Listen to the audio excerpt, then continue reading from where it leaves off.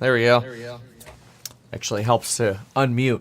Anyway, welcome back to another Stock Market Open Live. Today we've got Bitcoin down a little bit to start the day. I'm curious to see what that's going to do to drive equities in what direction. Who's leading whom, so to speak. As you can see, you got BTC down to about 61.3, a little bit of a weird drop-off there from about 62.9 straight down almost to about 60,800.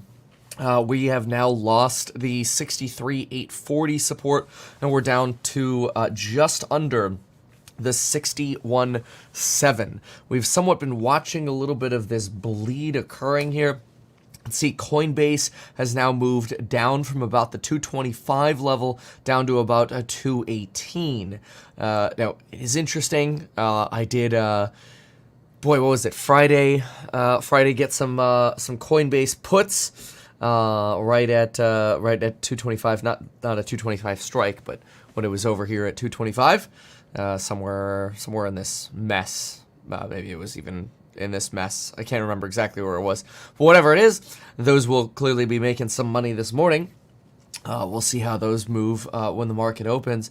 But I wasn't expecting a 3% drop the very next day. So then you've got the Q's basically flat, and NVIDIA coming in at another 1.62 down. So the question begins, or should I say continues, is this potentially the top for the Bitcoin and NVIDIA? I don't know. Kind of curious to see what everybody thinks about that, but also curious to see what ends up playing out. So this will be exciting. We'll see. As far as, let's take a peek here. There we go. Catalysts. We've got this week, we're going to be looking for PCE data, Fed's preferred inflation gauge for the end of the month. A lot of folks are also highly looking forward to the debate. I will obviously be live streaming that, but I'm still a little confused myself. Like, how's this gonna go? I remember the debates from 4 years ago, but it's not 4 years later. So kind of interested. I also hear, I guess the rumor is now that Donald Trump has selected his VP pick. He expects to make some form of announcement debate night on his VP pick. So that's going to be interesting. Personally, I think there's a pretty good shot it's going to be somebody like, or actually just specifically, it's going to be J.D. Vance, but we shall see. Maybe not. Not always right, that is for sure, but I will make my prediction. I believe that's likely. Okay, then let's see here. As far as dates for the caddies this week, this morning, today is the 24th, you've got the Bloomberg June United States Economic Survey. I guess that comes out at 7:30. You'll get Dallas Fed Manufacturing. Tomorrow we will get a bit more Dallas Fed Services activity, Richmond Fed Manufacturing, S&P Home Prices, Chicago and Philadelphia manufacturing activity. That's all coming out tomorrow, so some more data tomorrow. On the 27th, you'll get GDP annualized, quarter over quarter, price index as well. Then on the 28th, so Thursday, is when we'll get the Fed's preferred inflation gauge, PCE. And on Friday, we'll get a U of M sentiment, current conditions, expectations, 1 year, 5 year inflation expectations. So we will explore the data. Let's see here. Okay, what is that? Chinese Coast Guard. Okay. China complaining about a Japanese fishing vessel which entered territorial waters. Okay, China. All right. So Sometimes I see these things come across. I'm like, really? That's what you're going to complain about? All right. So let's take a peek here at the bond market. So on bonds, we are looking at up about 1.2-ish basis points on the 10-year. Nothing super exciting, but we'll be getting that coming out here. Oh, sorry, yeah, you are right. 28th is Friday, not Thursday. But yeah, bond market barely moving. It's Bitcoin that seems to be moving the most right now, which is quite interesting. No particularly obvious catalyst, at least that we've seen. So we'll watch to see why this sort of bleed continues. But it's something that I've definitely been noticing. As we've had a little bit of a bleed in BTC. I think it's a little bit of a tool also. I know a lot of folks don't agree with me, but that's okay. Still see it as a potential macro hedge tool, mostly because we've been topping out. That doesn't mean can't all of a sudden go running, but it does feel like we've been topping out a little bit. And as people get a little more uncertain maybe about even AI plays, it could be a hedge opportunity. Give me 1 second here. Try to fix something.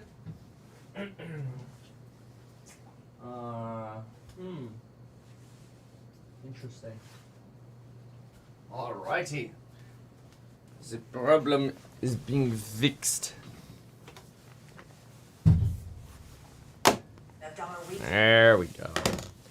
There we go. I don't know. You're gone for 3 days. All of a sudden, stuff just starts breaking. What is this nonsense? It's alright. It's all fixed. It's all gonna be okay. All of it, I say. All of it. Alright, let's listen in here for a moment. See talk of rate hikes. They actually want to see it. And I'm sorry, it only just got pushed back after the last meeting where they didn't do anything with their bond purchase program in terms of laying out details. So the market says, great, we didn't get details. We're going to need to get those first before you hike. So we're just going to wait. We don't care what Conda says about intervention now. I wonder how much pressure there's coming from people who are sick of seeing American tourists. And they say that the longer that the dollar remains strong, the more tourists we're going to see. Come on, Bank of Japan, get going. All right, under surveillance this morning, another reckoning for Boeing. Reuters reporting that U.S. prosecutors are recommending that the Department of Justice bring criminal charges against the plane maker. Those charges would be related to a violation of a settlement related to 2 fatal crashes beyond an original 2020. You know, at our event this weekend where we had Ben Mala and Kathy Wood, we had somebody who worked for Boeing. It's just been rough for them to actually get some good news for the company, but it's so sad because there's so many different departments at Boeing. It's not just 737 Max. Anyway, oh look, it's Goolsby. What's he gonna tell us? Probably the same nonsense we've heard from the Fed all year. We're waiting. You talked last week, Austin, about pain in the economy. How much concern do you have about a slowdown? And tell us where we are on the golden path. Are we back on the golden path? Are we potentially veering off it to the other side, which was the side of greater economic weakness? Yeah, that's always the danger. I'm always going to be concerned. You know, I say central banker's job, be concerned about everything. That said, you got a couple of warning signals coming from the real side of the economy. The golden path was my description for 2023, that we could get inflation down a lot without having a recession. Now, let's hope we still get a little more of the golden magic coming here into 2024. And I, as I say, I'm closet optimist. I think it is possible. But you cannot help but look at the real side economy and conclude, I think, this is not overheating. Okay, the reason to be extra restrictive, as we have been, is because you're trying to guard against overheating. If unemployment claims are going up, the unemployment rate is inching up. Many of the other measures have cooled down to something like what they were before the pandemic, and you start to see weakness on consumer spending. I think then you got to have a what we call the balance in the mandate, that we got two sides of the dual mandate. And if you're going to be extra restrictive for too long, you're going to have to start worrying about what's happening to the real economy.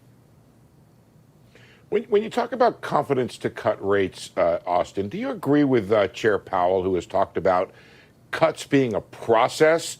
Or is it possible to do what Christine Lagarde did in Europe, which is to do one and then kind of not promise additional ones? And just by way of background, the Fed did that back in '96, which is something that Vice Chair Jefferson has brought forward as a potential analog for today. To do a cut, hang out, see how it works, rather than essentially tell the market and the country that you're doing a process or series of cuts. This sounds like an abstract hypothetical, and you know I hate abstract hypotheticals. I usually always agree with Chair Powell. I disagree, so Austin. Austin, I disagree. It's not theoretical. Chair Powell said specifically that he sees cuts as a process. He said very much that on the one hand, why do one cut if you're not going to do a series of cuts? So that's why it's not a theoretical thing. It's something the chair actually said. I got you. I'm not going to weigh in on that. That's going to break the FOMC communications policy on two grounds. I'm going to start talking about thoughts that are in Jay Powell's head and the future about what the rate cuts This guy's being so fussy. hands, even partially. I do like the idea that as we make movements, we're not willy-nilly surprising people. What I like is for the public to understand our reaction function. And I like that over the last year and a half, we've laid down criteria for here's what we're looking for in the economy, that we're going to actually look in the data, and that's what's going to determine whether we're able to make cuts, whether we're going to hold where we are, whether we're going to increase rates. All along that way, I feel like we've been pretty clear about that reaction function, and that I take as a good sign that the market's reactions often are biggest when the data come out, not when we make statements. To me, that's kind of an indicator that we're doing the communication the right way. Let's talk about one piece of data which is really interesting, and I honestly, I'll admit, I can't get my head around this, which is how is Fed policy affecting the housing market? We had a report last week looking at the data that housing prices were rising again. I think about high interest rates right now, and just for the record, folks, before Austin was at the Fed, or even when he was in the government, you could talk to him about theoretical concepts like this, and he would help explain or give his opinion on it. So, Austin, I'm trying to get my brain around this. You have high interest rates, which, at least on one level, it makes it more difficult to build housing. There's a housing shortage in the country. So how is it that keeping interest rates high is helping housing prices decline and helping the overall inflation index? Yeah, now the only thing I'll say is, as a historical matter, we always say that housing is one of the main transmission mechanisms for monetary policy. This dynamic that when rates go up, it also suppresses the supply of housing because nobody wants to leave their low mortgage rate. That's always true. That's always true. So the question is, what makes this moment different than previous cycles? I do think there is one element that makes this different, which is this increase in rates followed historically low rates for a long time. So in a way, you got more lock-in to those low rates than you would have had in previous cycles. So I do think there is some dynamic of that explains part of the puzzle of why house price inflation remained higher than it was. And might also explain why new construction was a little stronger than you would have anticipated it would be, given what happened to rates, because in a way it's filling in for the existing homes that aren't being put on the market. Now, that said, it's worth remembering this is just a temporary phenomenon, as it's only Yes, it's just transitory. where you're going to see that supply component. And it's totally separate from the second puzzle of housing, which has been the market rents normally come into the actual inflation series with a bit of a lag, and that lag, just mechanical lag, has been longer than what we thought it should be. So I still think, regardless of what's happening in the resale single-family housing price part of the market, there's still wide availability that housing inflation can come down, and that we will start to see in the official statistics the reflection of what's happened in the market rents data, where the inflation rate has come down pretty significantly. Yep. Steve, you want me to go, Steve? I thought you didn't go, say, Joe. say, You go. say hi or something. Joe, I would have been offended if you didn't say something. Joe, Mr. President, go, please. Mr. President, and by the way, I like Please, me Austin. I like the new Austin. I like the new apolitical Austin. I mean, I think it's a new and improved version. But I'm going to try and get something political out of you anyway. No. No, you've seen all these scary numbers about deficit as a percent of GDP, where we are, what we're running in a good economy, and debt as a percentage of GDP, where we are right now and where it's going to go by 2030. All these numbers are really frightening, and I know it's your job to be worried about those things. In the past, the Fed has been accused of enabling some of this. Most recently, staying at zero, and while all these programs were being passed, and I mean, it was after the pandemic, obviously. There's a lot of maybe good reason, justification for it. But would you be part of a Fed that tried to put the brakes on any real crazy profligate spending in the future, Austin? See, the old Austin would have said there's never been any profligate. They're like dancing around this guy. It's like Austin's coming in here with like a fussy attitude, and they're just dancing around when they're asking him these questions. You can't speak for what's in my head. The new Austin, I speak think, for would me. say something more reasonable. The new Mr. President. Here, what I say two things. Number one, as you know, when you join the Fed, it's like joining the Night's Watch or something. You're not in the elections business anymore, and the Fed is not in the fiscal policy business. Now, I always tell our own people here at Chicago Fed, our motto is the Midwest motto. There is no bad weather. There is only bad clothing. We prepare. You give us the conditions, and we react. It's not appropriate for us to go tell Congress that they're spending too much or they should invest in whatever they're investing. All right, this guy is just boring. I don't want to hear that. Like, I'd rather listen to Doomberg. This guy just wants to fight about what the rules are. Boring guy. Unleash a lot of supply. So yeah, the demand is still there, but now you're going to get a lot of supply of existing sales because rates are coming down, and now it's a little bit more attractive than certainly it was when mortgage rates were above 7%. So you actually might get a more normalization in the supply-demand imbalance that could actually keep prices somewhat stable. I mean, this is an argument that we've heard, right? Which is it disinflationary, inflationary, and everyone seems to disagree. And Vishy, I guess that this is a reason why it's hard to even gauge what's the bigger risk right now. Is it a potential reinflation if the Fed cuts, or is it a potential hard landing recession? I don't have a clear answer, and frankly, it seems like every investor who's come on this show has a completely different take on this. So where do you stand on this? I mean, which is the bigger, more compelling risk? I think there is a whole host of uncertainties ahead of us. So we have a pretty clear path for the next 6 months or so that the shelter inflation that Stephanie was talking about will continue to decelerate. We get to the same answer as Stephanie does, perhaps in a different approach. We look at all the leading indicators and the rent index, the Cleveland Fed's rent index, and there is a clear lag, and that will begin to hit for the next few months. So, I think a lot really depends on what happens after. I don't think a Fed cutting in September will unleash enormous amount of supply into the market. We expect to do some supply, so we think that the pace of... Whatever. Yeah, I don't think a 25 BP cut here or there is going to make a difference at all. Yeah, what is interesting is there are... I just took a peek on social about a lot of folks like, oh, NVIDIA's got this crazy valuation because of its growth. A lot of the growth has already happened.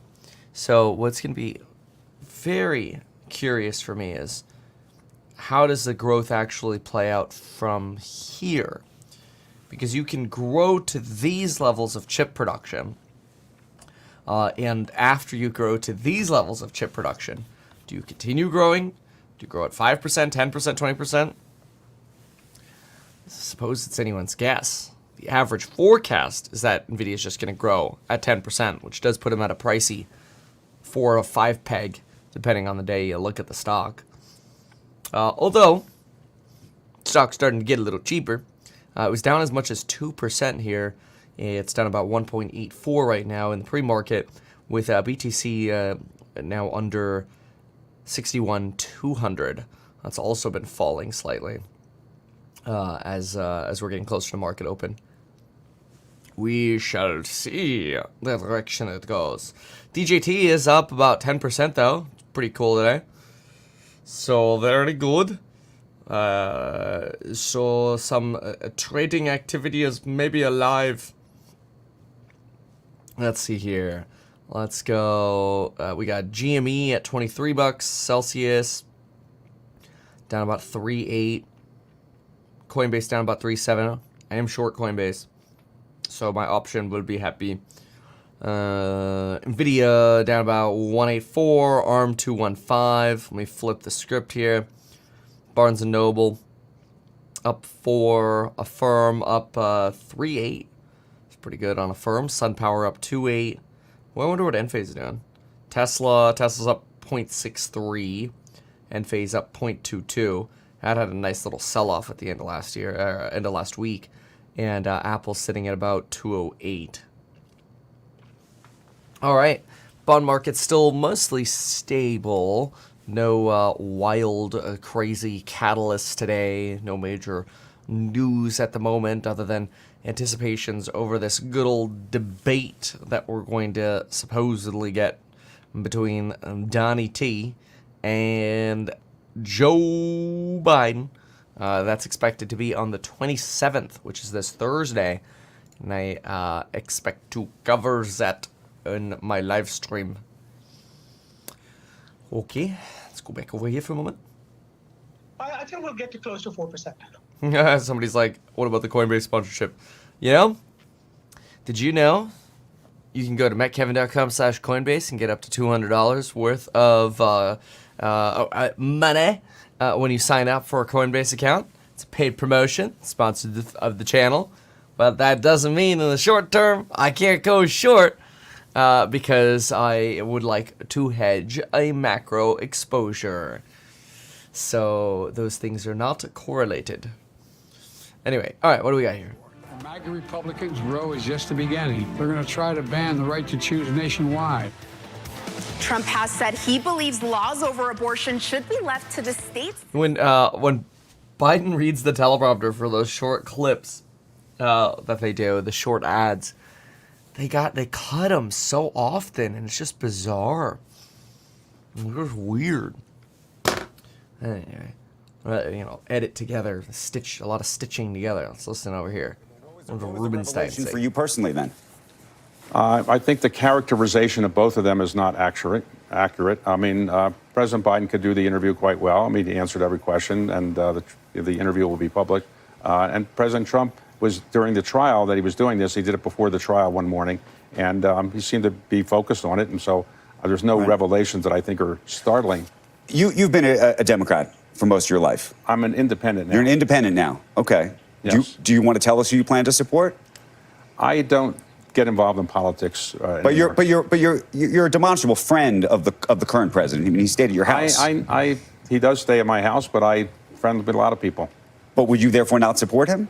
I don't support anybody publicly. I just vote the way I want to vote privately. But because I'm the chairman of the Kennedy Center, the chairman of the Library of Congress, chairman of the National Gallery of Art, I think it's best for me to be apolitical because I have to get money from Democrats and Republicans for the appropriations for the Kennedy Center, and I don't want to get in the middle of it. So then let me ask you this, though. What do you make of the Jeff Sonnenfeld piece in the New York Times yesterday that effectively was saying that he didn't believe that the presidents of major companies in America were going to support President Trump?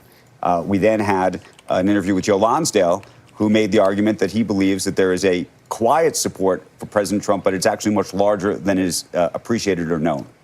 I think that CEOs generally want to be with a winner. As a general rule of thumb, most CEOs of big publicly traded companies are probably more Republican than Democratic, as a general rule of thumb. And generally, they have had some resistance to President Trump for all the reasons you know. But now that they think that President Trump has a reasonably good chance of winning, based on public opinion polls, I think they're drifting and coming home. How should we think about that, though? Well, I mean, business people generally like to be with a winner. They want to do what's going to help their company, and they think their company might be helped by some of the policies of Trump, rightly or wrongly. Let's switch for a moment to business, if we could. Here we are on CNBC. We just talked to Austin Goolsbee about the path of the Fed. You're in the private equity business. The path of the Fed has a huge impact on your ability to borrow money and how much you pay for it. Where do you think we really are? Well, I think the Federal Reserve is very reluctant. I don't know for sure what they're going to do. Nobody knows for certain. I'm going to interview Jay Powell publicly on July the 15th in a public setting in Washington, and maybe he'll give us some insights then. But I think that generally the Fed wants to stay out of politics. And so I've always said that I think the Fed is not likely to cut rates before the election because it would just cause too much political turmoil. So you don't believe... Yeah, it's about 49 in Aspen right now. I believe he was asked specifically whether the presidential race has an impact on their decision. I know that that is the traditional line that the Fed has, and they should have that line, but I just think generally they're human and they recognize that they'll be heavily criticized by President Trump, I suspect, if all of a sudden they were to cut rates right before the election. Therefore, I suspect the market is probably more right than wrong when it says the rates cuts are likely to come after the election. Let me actually ask you just a Washington political question about the Fed. You know, the Fed has talked about its independence for a long time, and yet when you go back, even in the Volcker days and other times, there's been some pressure applied by presidents, sometimes very quietly, increasingly when it was former President Trump. Publicly, we've heard from, we've seen that Heritage 2025 report and others that have suggested that if he were president, at least some people that are around him want to have a lot more control of the Fed. Do you think that's in the cards? I think that's unrealistic because I think trying to control the Fed now, given the way the country's evolved and the history of the Fed, would be damaging to the economy, and I don't think that would actually happen. I don't believe Republicans or Democrats on Capitol Hill would really support that in the end, and I think the American people wouldn't support that. The Fed has operated as the best central bank in the world for a long time, and I think destroying that would be a big mistake. How would you grade this economy today? I think the economy now is probably a B+. We're not A, but nobody's probably an A right in the world right now. But we're doing pretty well. Remember, we've had high interest rates for quite some time, yet the economy is going to grow probably at 2.5% this year. That's pretty good for an economy with high interest rates.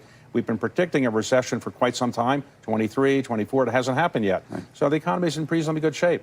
You have been a prolific fundraiser beyond some of the not-for-profit work you did, but a prolific fundraiser at Carlyle from pension funds and sovereign wealth funds around the world. There is a conundrum that is taking place in private equity today, which is that there have been very few exits, meaning that private equity has sold very few companies.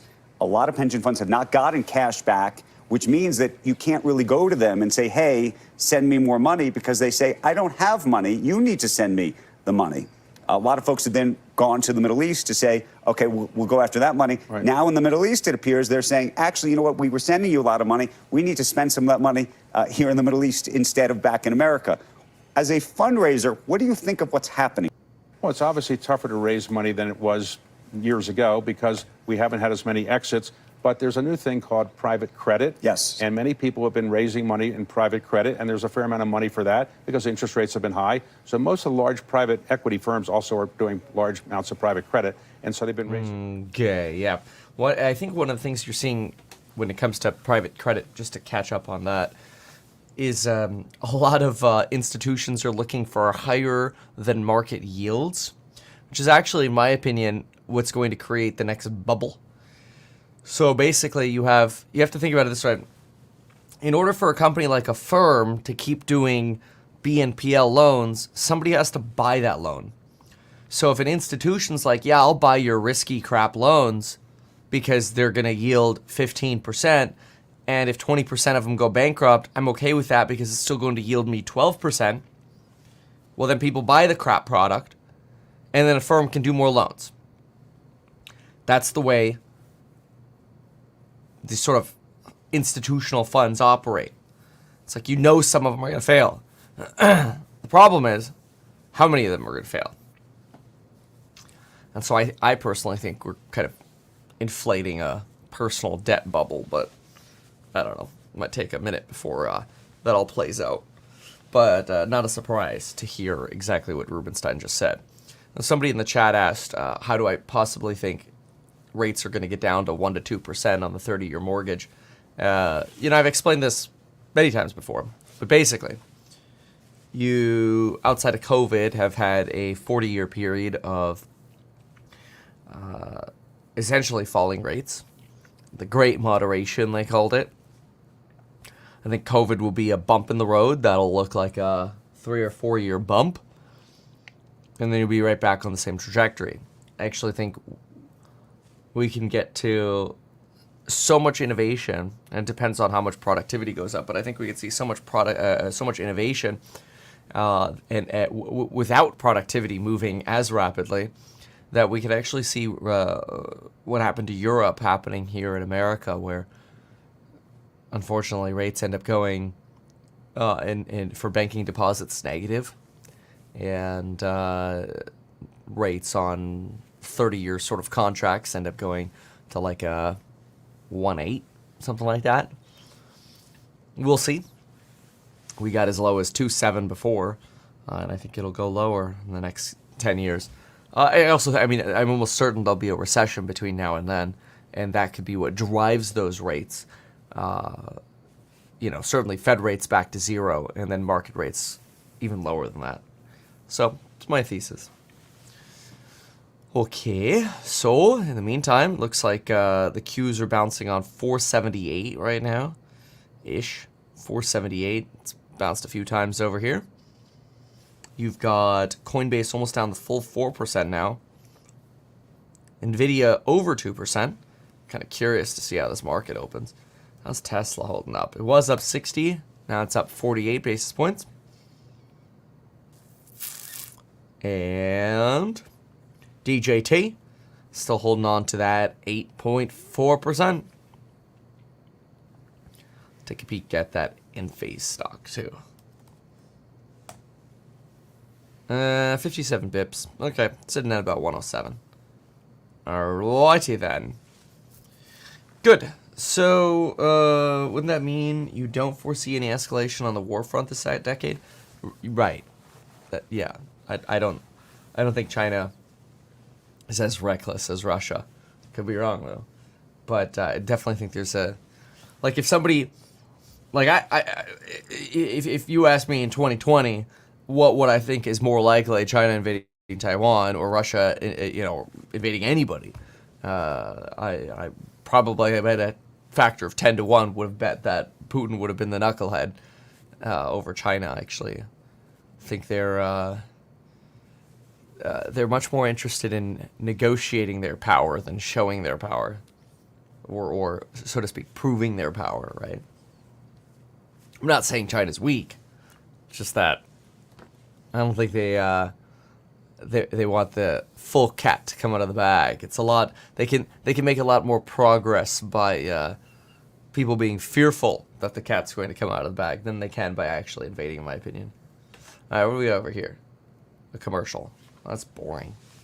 Okay, fine. We'll push a couple buttons, and we'll try a channel that's never political. Always just talks about the market. Is what it is. Do as I say, not as I do, right? So Macron, how many private flights does he take? Whatever, I don't know. I don't know the answer to that, but I'm just saying all that going on, it's hypocritical. Yeah, sure. Well, certainly. Wait, this is Fox Business? Because guess what? They cannot swim in the Seine River. I know. Why are we talking about business and we're talking about Emmanuel Macron? It was really polluted too. How horrible is that? Oops. Yuck. All right, Liz Peek, Luke Lloyd. Guys, great show. Thank you for joining me. Maria's going to be back tomorrow. Varney and Company is up next. Stuart, good Monday morning, sir. I'll take it. And good morning, Cheryl. Good morning, everyone. 4 days to the CNN presidential debate. Oh, and what a contrast between the candidates.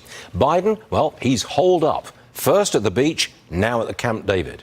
You won't hear that much from him this week. He is in deep basement mode. Trump, the exact opposite. He's out and about, plunging into crowds in deep blue cities. In Philly, he dropped into a steakhouse, gave a $500 tip, and wrote "No taxes on tips" on the receipt. Today, he's off to New Orleans, meeting and greeting and, yes, raising money. To the markets, stocks coming off their best week since May. It's just rough. They show a picture of Biden slowly walking to his transport while saying he's in basement mode. Oh. Bitcoin drifting lower. I'm looking at $61,000 for that coin at the moment. Interest rates a little changed. The 10-year coming in just below 4.25%. No, I tell a lie. Just over 4.25%, up slightly. The 2-year, before I tell you what it is, I'll read it. It is at 4.74%, just below 4.75%. Oil still hovering around $80 a barrel. You're at 80.79. Gasoline, as in regular, down 1 cent at 3.44. No change for diesel, 3.79. Politics. What are the Russians up to with their nuclear anti-satellite program? Should we have something similar? Do we have something similar? The chair of the House Intelligence Committee will be joining us. On the show today, the Travelers Golf Championship interrupted by Just Stop Oil protesters. They set off flares on the 18th green, held up the game for a few minutes. They want all fossil fuel use ended by 2030. My opinion, their tactics are hurting their cause. Better not mess with the Olympics. It's Monday, June 24th, 2024. Varney & Company is about to begin. I like that opening. That was a good opening. They actually did a good job on that. They covered quite a few things there, so good for them. But yeah, I still like the joke from last week. So, this was trending on X for a bit there. Just that the potential that Don't Stop Oil is actually sponsored by oil to make climate activists seem loony and to make it seem like climate activism in general is just a joke. So it's an interesting thesis. Tell me more about this $500 tip. Yeah, so he gave it to the folks who make the cheesesteaks at Tony and Nick's in Philadelphia, and he wrote on the receipt, "No tax on tips." And then he polled the cheering crowd on VP. No, nobody knows. That's right. Tim Scott your way, baby. Win. Who do you like as VP? Who do you like? JD. You like JD? Who do you like? Who do you guys like as VP? Tim Scott. Columbus.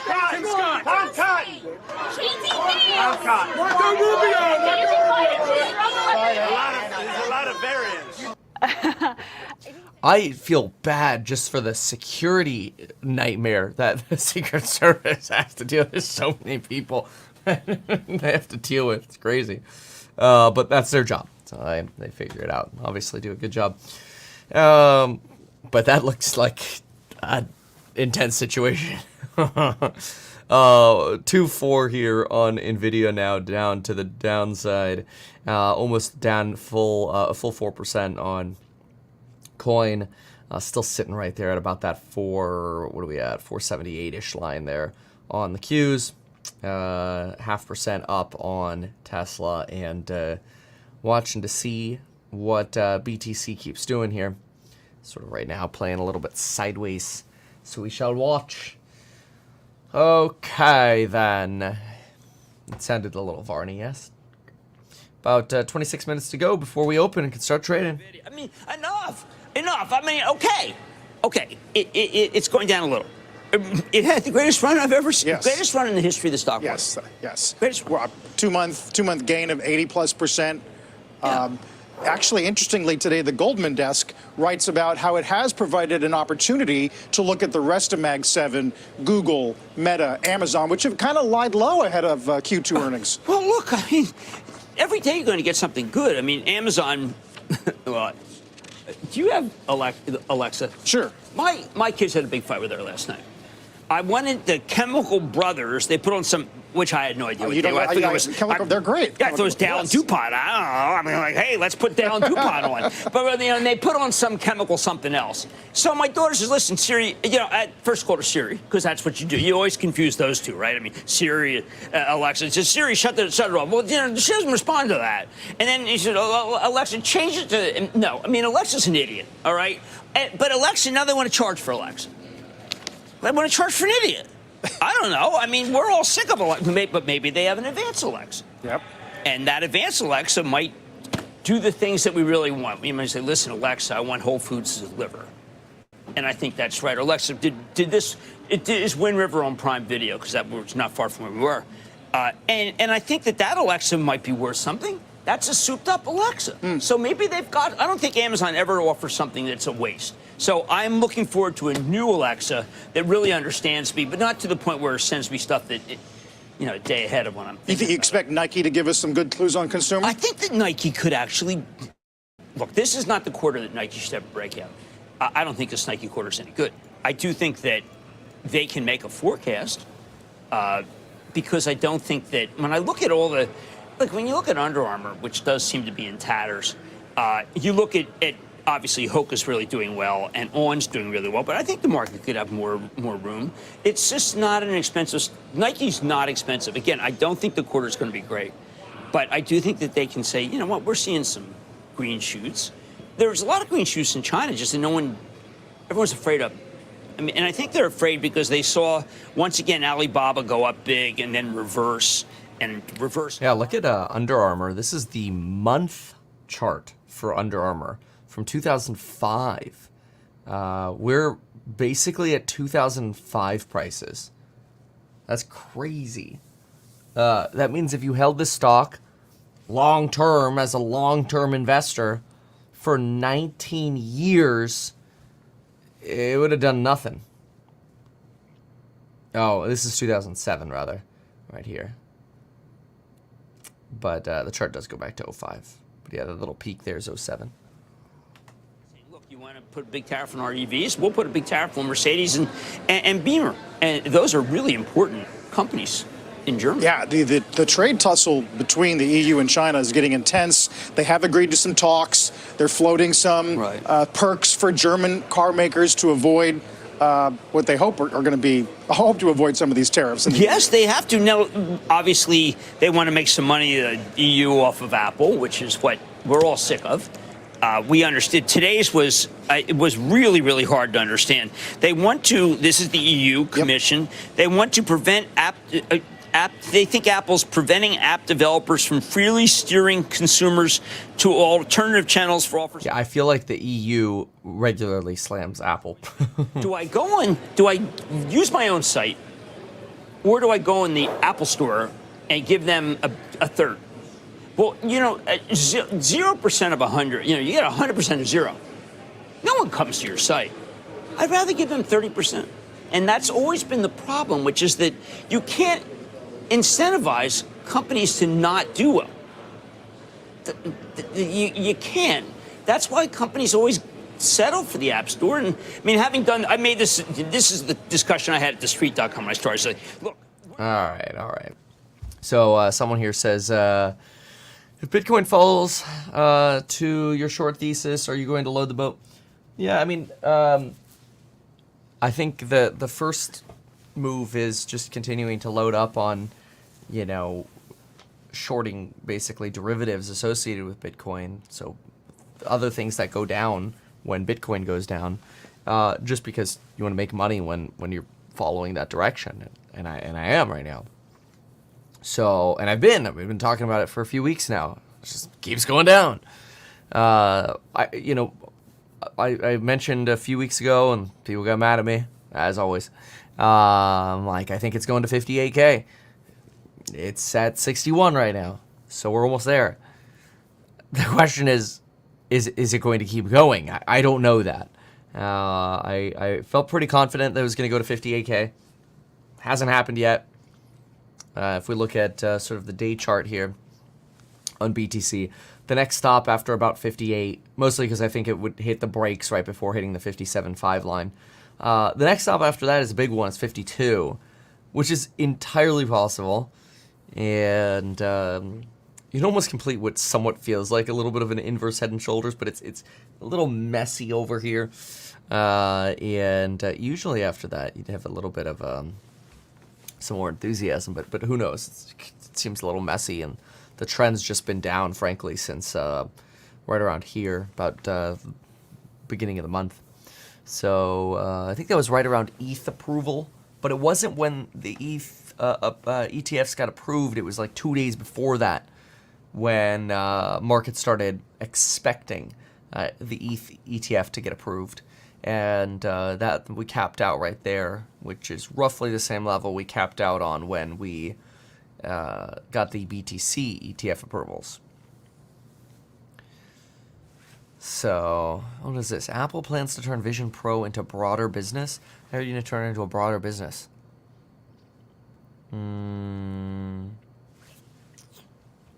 Let's see here. Evolution, blah, blah, blah. Sales started off slow. Vision Pro international launch. Cheaper version. They're working on the device. They've been working on it for years.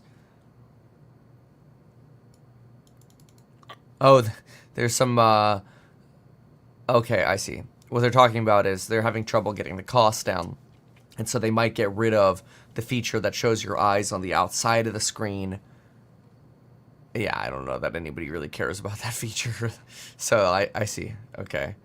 Various different adjustments here to the Pro Vision. Does anybody here actually use the Pro Vision pretty regularly?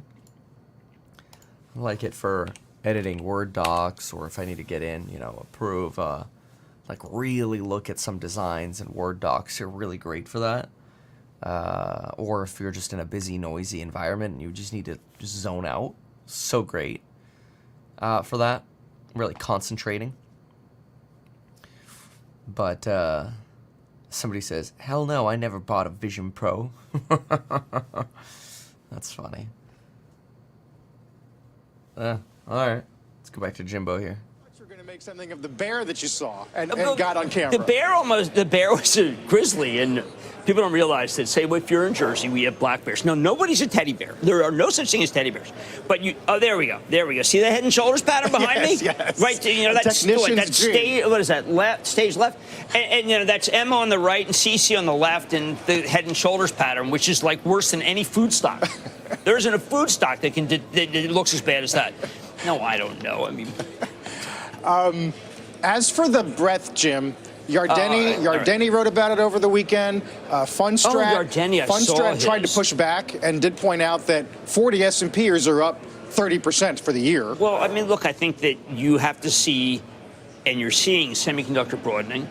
I think that why are people just allergic to talking about Broadcom? I mean, we have a ByteDance Broadcom. That is not competitive to NVIDIA, people.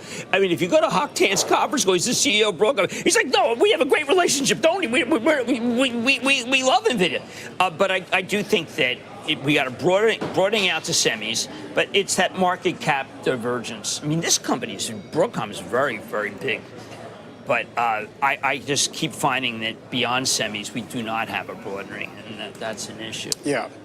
I mean, you have Walmart and we have Lilly. I mean, if you try to use those as a reason why we're broader. I mean, Lilly got some news on Friday about CPAP and sleep apnea. And it's like, I think people are yawning because, like, Lilly's just, it's, up. It's got to stay up. Got to have something new every day. Whereas Broadcom's up 50% for the year, so $772 billion. Nobody cares. All anybody care about is that NVIDIA must be shot down. Oh, the NVIDIA Cisco in 2000. I've been waiting for that one. Next is going to be NVIDIA. Yeah, that's going to be really entertaining. I'm so excited to see what happens with NVIDIA because there's so many comparisons to Cisco. No, the valuation of Cisco was even more ridiculous.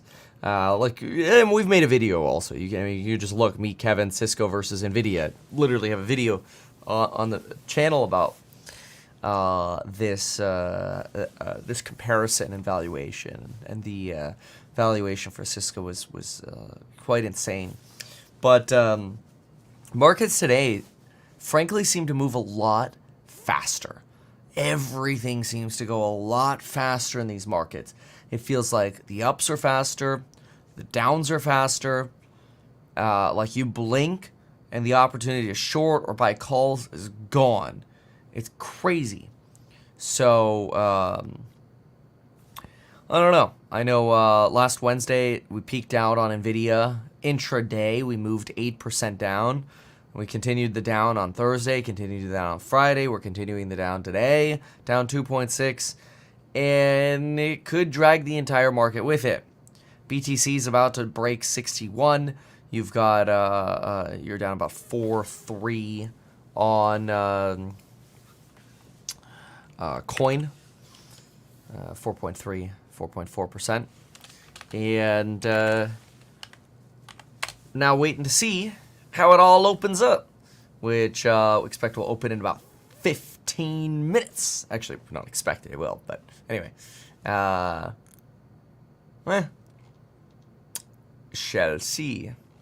All right, let's go here for a moment. Let's see what they are talking about. Nothing, because they're a commercial. Losers. Change. Duck. DuckDuckGo. A lot of people use that browser, actually. Oh my gosh, all three of them are on commercial together. That's fine. Fine. No problem. Boring. So...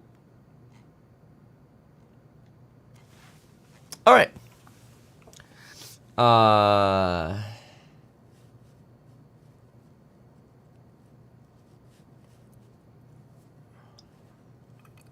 Yeah.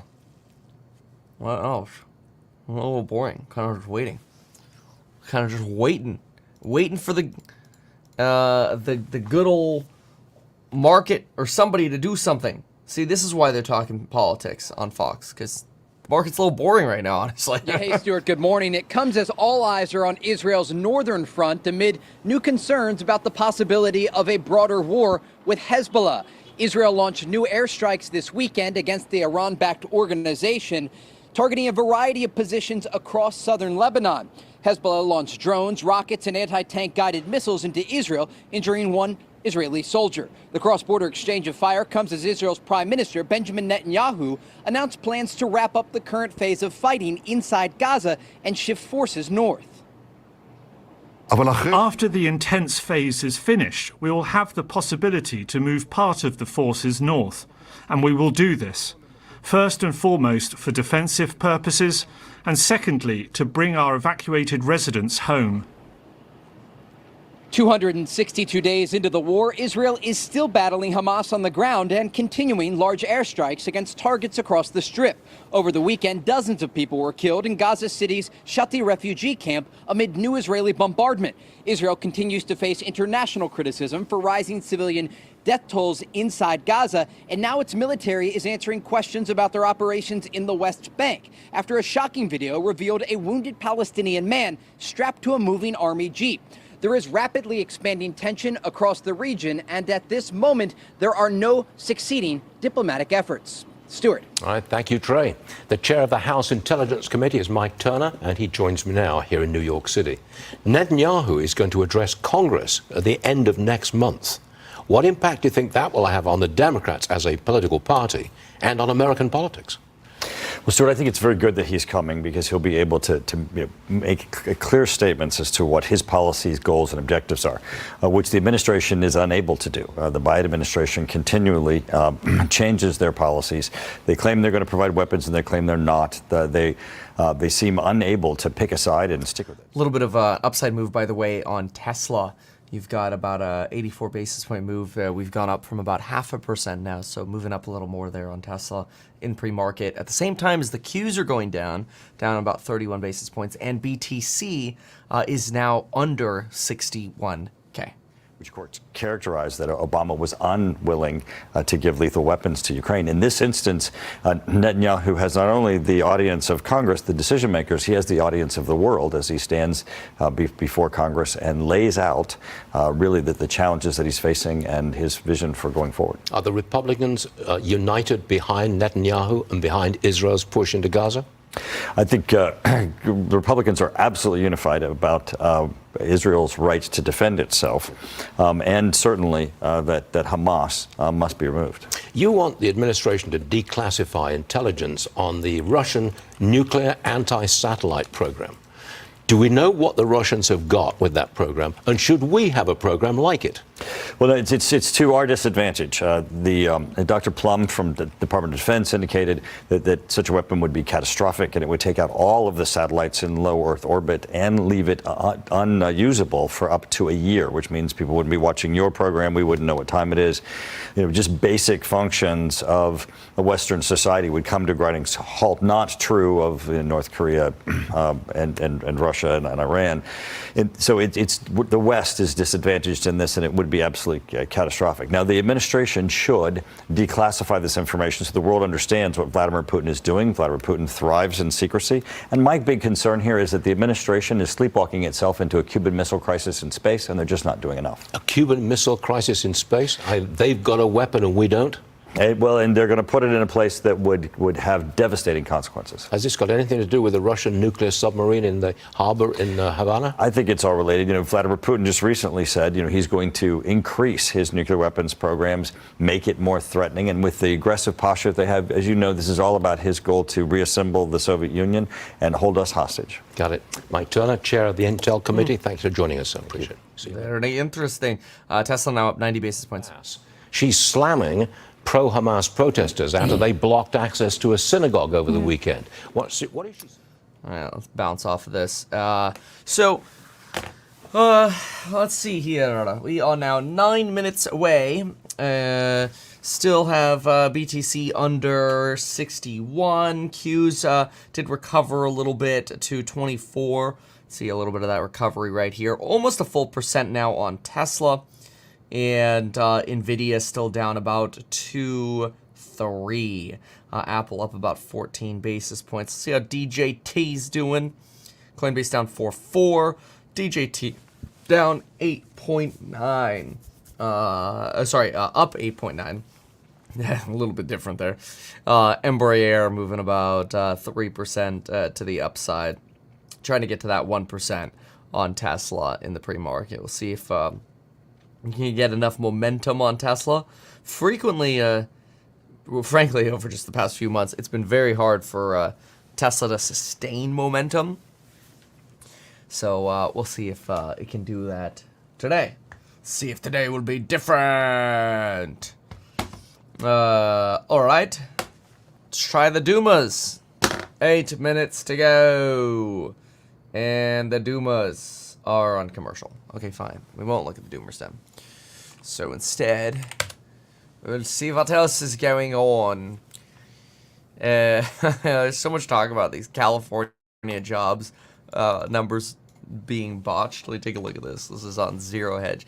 In the past year, we have discussed on multiple occasions that the U.S. labor market data have been repeatedly doctored to artificially appear better than they really are. Sort of link the various different ones. We've seen this. Philadelphia Fed has talked about this overstatement. We've got, I remember covering that in an individual video. We've seen a lot of sort of the estimates for jobs likely overstated to where Bloomberg Intel, they think all of the jobs of 2023 were 2x overstated. And it looks like here they believe that California, once we actually get to revisions this year, will prove that it did not actually create any jobs for the second year in a row. Wow. That's pretty crazy. Pretty crazy. Okay, let's try, let's see what's at the top of the WSJ today. They got Ukraine, ammo suppliers. Yes, buy ammo. Apple, more complications in the EU. So let's see here. What's this? Schools will have to start closing again? No. Don't say that. Oh, thanks to declining enrollment. Yeah. Okay, they're not talking COVID. Talking about enrollment. That's it's very interesting. I was just talking about this at our event. I was talking about the danger of buying real estate in towns that are based around a college, because with declining college enrollments, you could end up seeing those sort of towns go bankrupt, and that there's a real risk in investing in smaller college towns. And as a result of that, you're probably going to see higher cap rates, which ironically might feel more desirable, but they're actually substantially riskier. So, very interesting to see a Wall Street Journal opinion piece on this. And then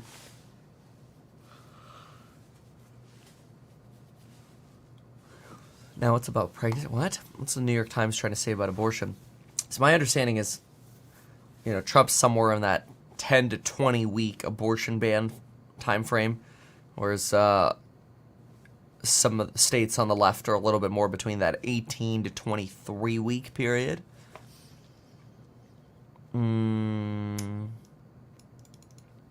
Let's see here. Oh, this is just hitting the public conversation. Okay, I'm sure it'll come up in this debate. Oh, it's at 9 p.m. on Thursday Eastern. I was wondering what time it was. So 6 p.m. California time. We'll cover that. That's going to be entertaining. So we'll see what they touch on there. But yeah, very little in the way of economics making headlines right now. Let's try the Financial Times. So FT, not really anything super exciting either. Just the Apple story. That's like the biggest thing right now, the Apple story. Chinese tech companies push staff to the limit. Everybody's sleeping at their desk. They bring pillows to their desk. My gosh. Oh. Okay, I'll log in. I want to see what they're talking about. How many hours a week are we talking here? You know the average American works like 35 and a half hours a week? And most people are like, what? That's not true. I have a 40-hour-a-week job. Well, do you get paid time off? Do you get sick days? Do you get Thanksgiving off and Christmas off? All the various holidays, July 4th. And when you start adding all that stuff together, add up the days you're actually working, divided by how many actual 5-day periods we have, and when you divide it out and you do the math, you get to about 35 and a half hours worked per week. So, kind of crazy. But not highly unexpected. It's probably a good thing. So what are they saying about productivity in China? Recent video conference. Company didn't have room for anybody who wanted work-life balance. We have employees who prefer to enjoy life. Yeah, I mean, that's why I'm wondering how many hours a week they're working. Oh, here it is. Engineers in China have never enjoyed the level of perks offered by peers in Silicon Valley. Alibaba infamously told staff that the industry standard was 9 a.m. to 9 p.m. 6 days a week. Okay, that's crazy. That's frankly, I mean, you're talking 12 times 7 in that case, sorry, times 6, 72. That's twice the hours that people work in America. You know, if we're at 36 and they're trying to push for 72, it's pretty wild.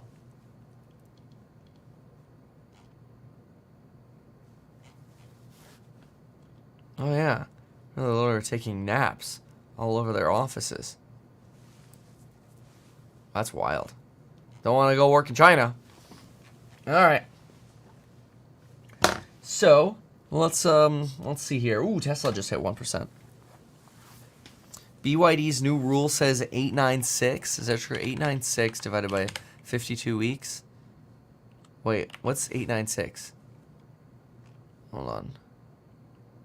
8 to 9. Oh, as opposed to 9 to 9. Oh, I get it. That's what they mean with the 996. 9 a.m. to... Oh. Okay. That's interesting. Oh, we're already at the bell. Let's hit the bell really quickly. And the fact that rail car loadings were up 3% last week, I don't know. The stocks seem very out of sync unless you believe that the Fed is going to stay much tighter for much longer, and then you don't want these stocks. But right now, I think that there's some real values there, given the travel, what we know. People tend to want to just buy books. Yeah. They buy BKNG when they hear your thing, and that's it. Let's get the opening bell here, and the big board, ship owner and chartering company SFL, celebrating its 20th listing anniversary at the NASDAQ. It's YY Group, a provider of hotel staffing and commercial cleaning services.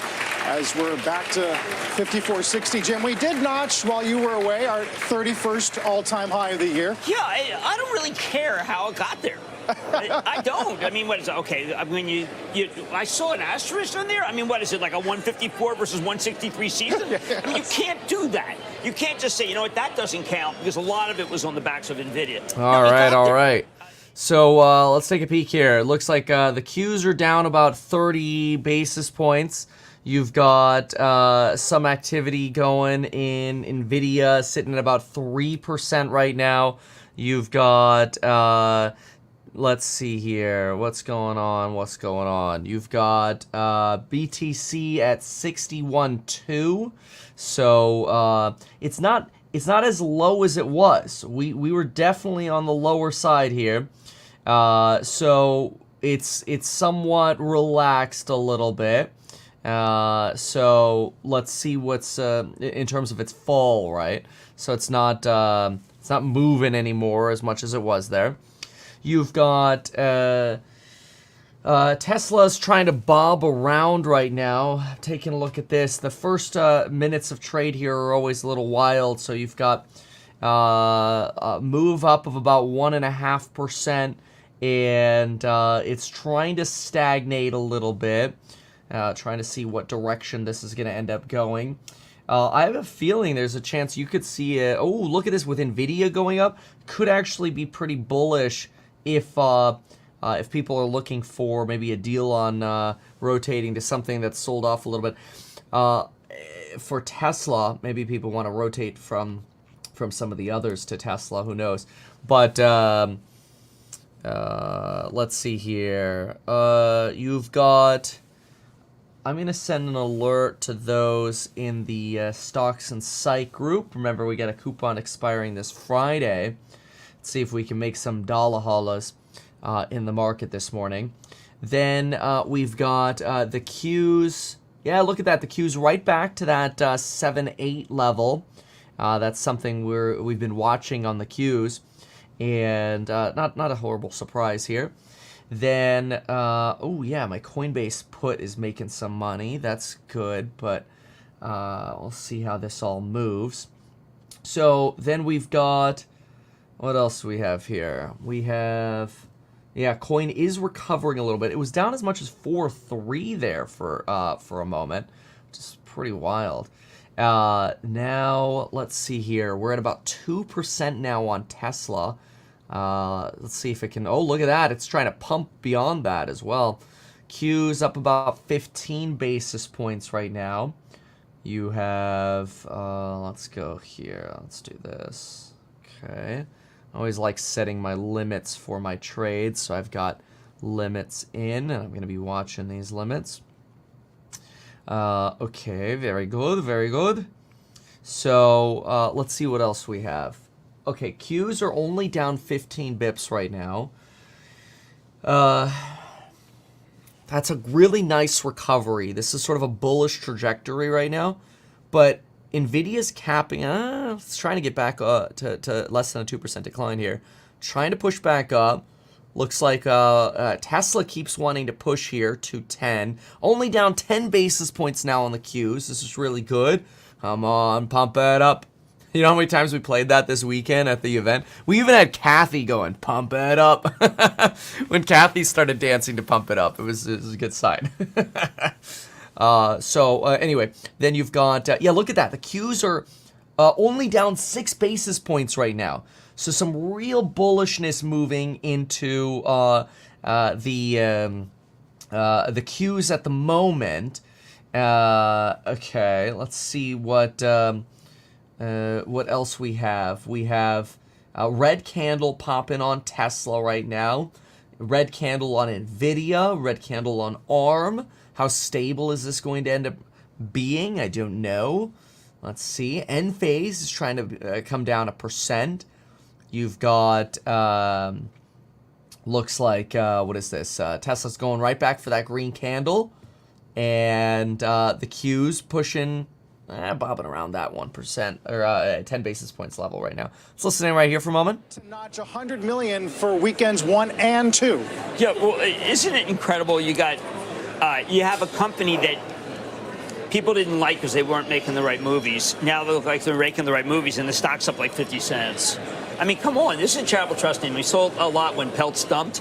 but we anxious to come back in it because maybe the focus is not going to be on the management. It's going to be focused on the product, and the product looks like they made some adjustments. This is Pixar. In our office this morning, we were trying to figure out what was the last Pixar movie that we all went to. There's been a lot of that kind of think piece. Pixar. Yeah. I thought they left, and they're back. And this is when, by the way, Iger. I know that they're not speaking, but this would be a great time to put out Hugh Johnson. He's his CFO. His level of credibility is the highest of anyone in the company. Anyone in the company. It's a great time to hold a conference call about. Ross Gerber likes Disney a lot as well. So I'm sure they're saying, well, hold it, that's just one. No, what you have to do is you have to come out and say, look, this is what we do for a living. We create. And that's what you could do that because he's going to be a CFO before after he was at PepsiCo. His credibility is such that even when he tells you to listen to carbonated soda drink, it's on decline. Yeah. You're like, what are you telling me negatives? Come on, don't give me any negatives. I want give me something about Frito-Lay. You go, well, the GLP done. No, I don't want the GLP. But he just can't help himself. He's so honest. He's so terrific. It's time to put you out. It would be good to hear from those guys. Oh, it would be great. Jim, we're going to get bank stress tests, I think, Wednesday night. B of A this morning points out last time banks kind of traded well, even though there's a lot of opacity around the process. And the one that I was worried about was Bank of America because they've got this position in bonds that is not so great. The stock's been a horse. By the way, the one that the charitable trust owns has been just incredible, which is Wells Fargo. They've really rebuilt it. That's Charlie Scharf. I think people are always worried about Citi. No one's worried about JP Morgan.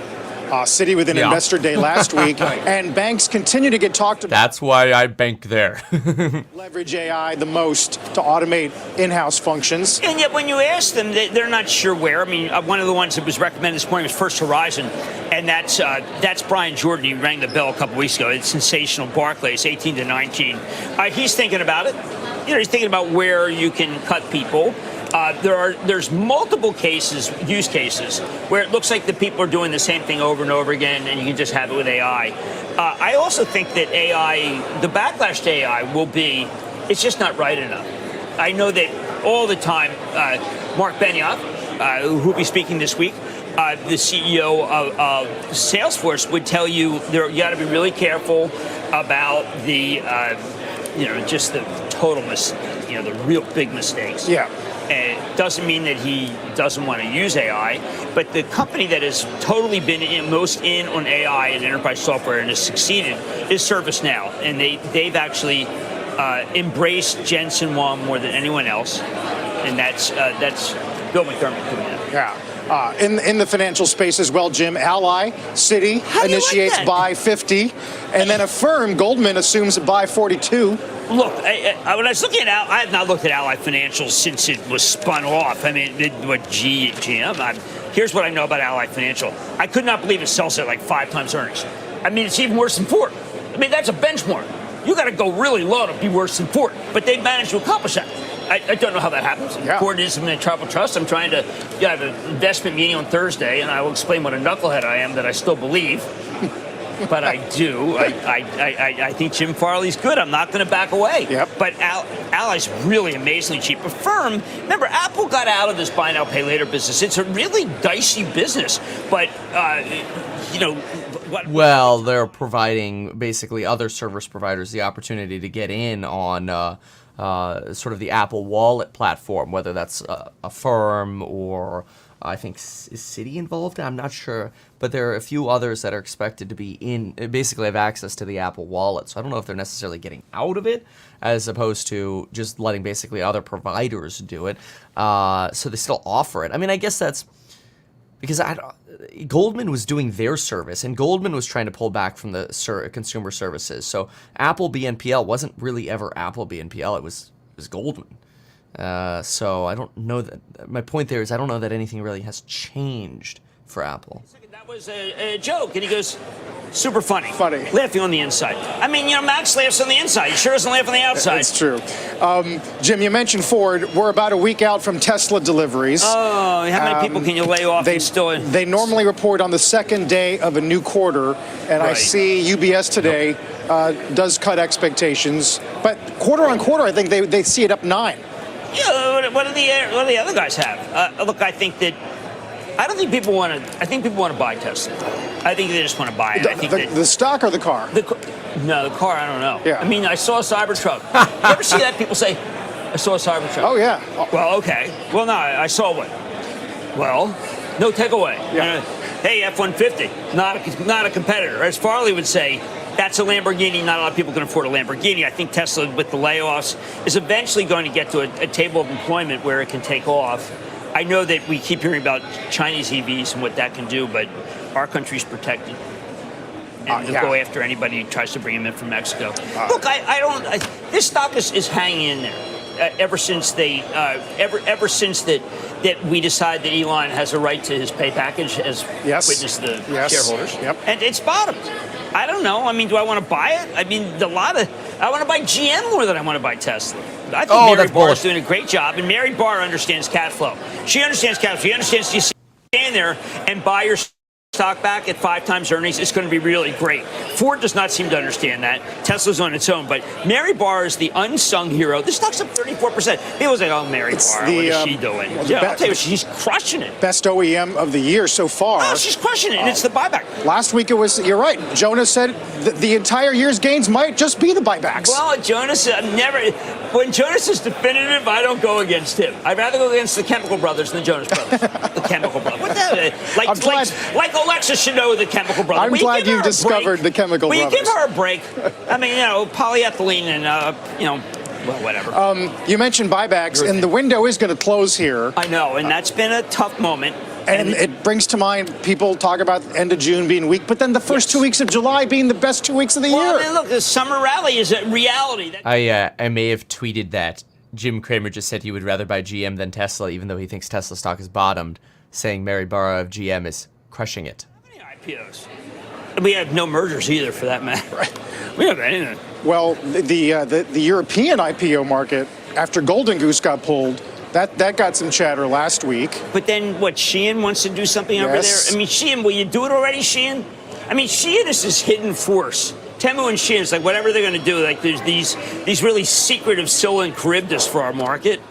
I don't know. Well, it took Reddit forever, and that worked. You were right. I love Reddit. Look, I think Reddit is great. Now, I get the Wall Street bets, our Wall Street bets. I get their bulletins in the morning. And, well, as Jensen Wong would say, super funny. Left on the inside. That's a good one. Yeah, maybe it's your timing, Jim.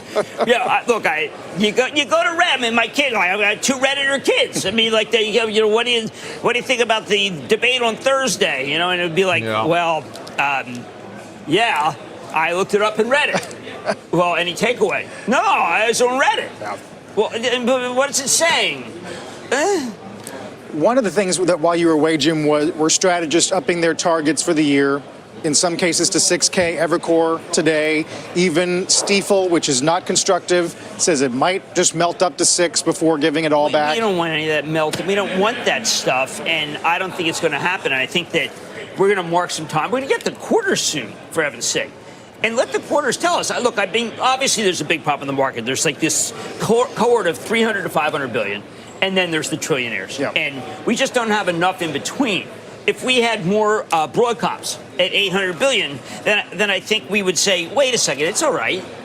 I mean, I was trying to describe how to value NVIDIA this weekend, and you come back and say, okay, well, listen, Apple and Microsoft, a phone company and a company that has a great but very competitive situation with the data centers, with cloud, and those guys are all duking it out, Amazon, and then we know that you're really, if you're making this bet, you're betting that the Magnificent Seven is going to do what NVIDIA did, which is spike and then roll over. And remember, I'm a big believer in NVIDIA here. Don't get me wrong, but I recognize that people just are betting that the money coming out of those will go right to the rest of the market and therefore will go up or will do okay. And no, money's going to go to the sidelines. Right. It's a great point. Sidelines. And we didn't even really talk about the X date of the split, NVIDIA. CMG will be Wednesday, I think. And your theory has been that when the splits happen, people sell at least one. Yes, that was. Now you have to go back to the 80s, okay, when we used to have these splits where Coke and Pepsi would split.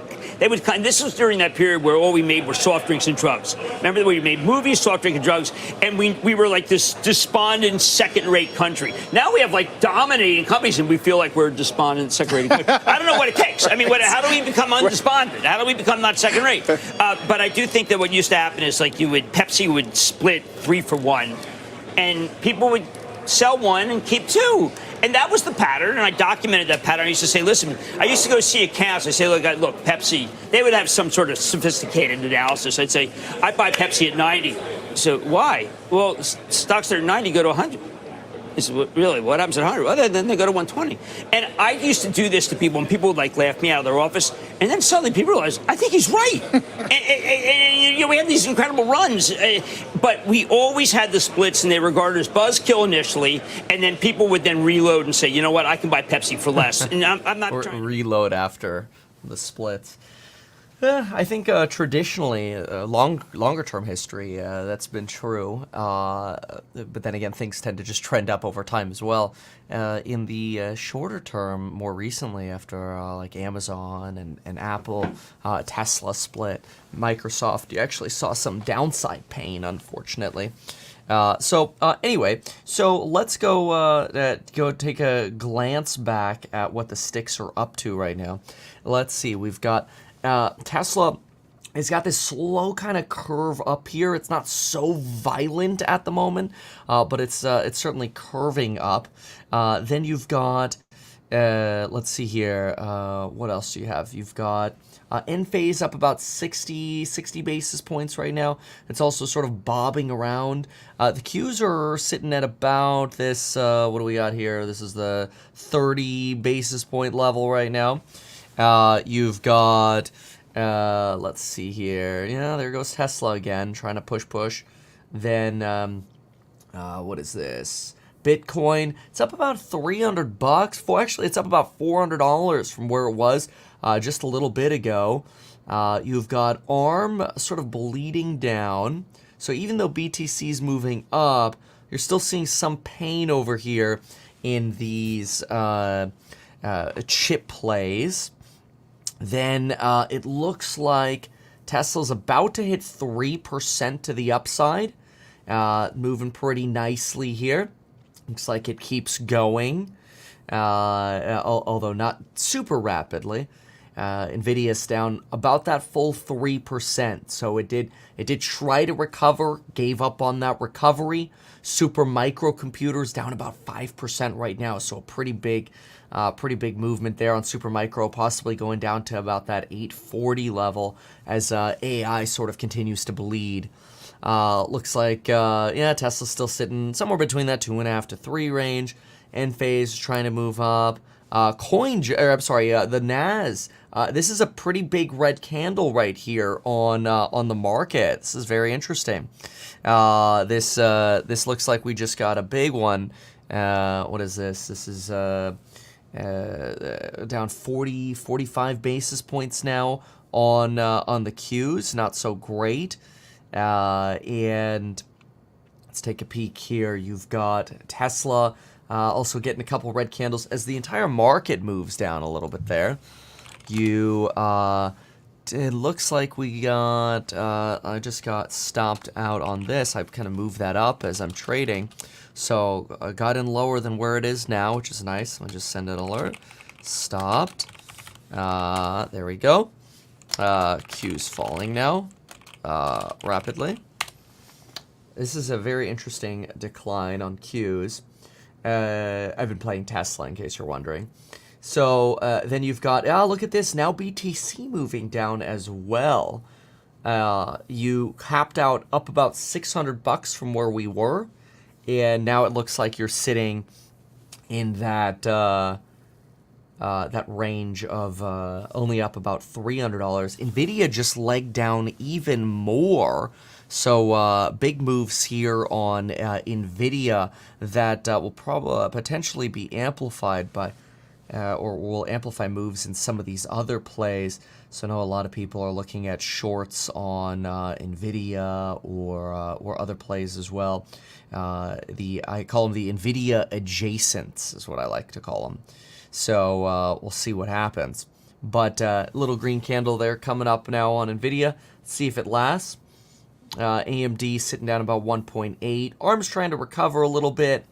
You've got NVIDIA trying to find a floor there. So are the Qs. Tesla getting a little stuck in the mud on its way to 3%. Enphase also, I don't know why we have Under Armour here.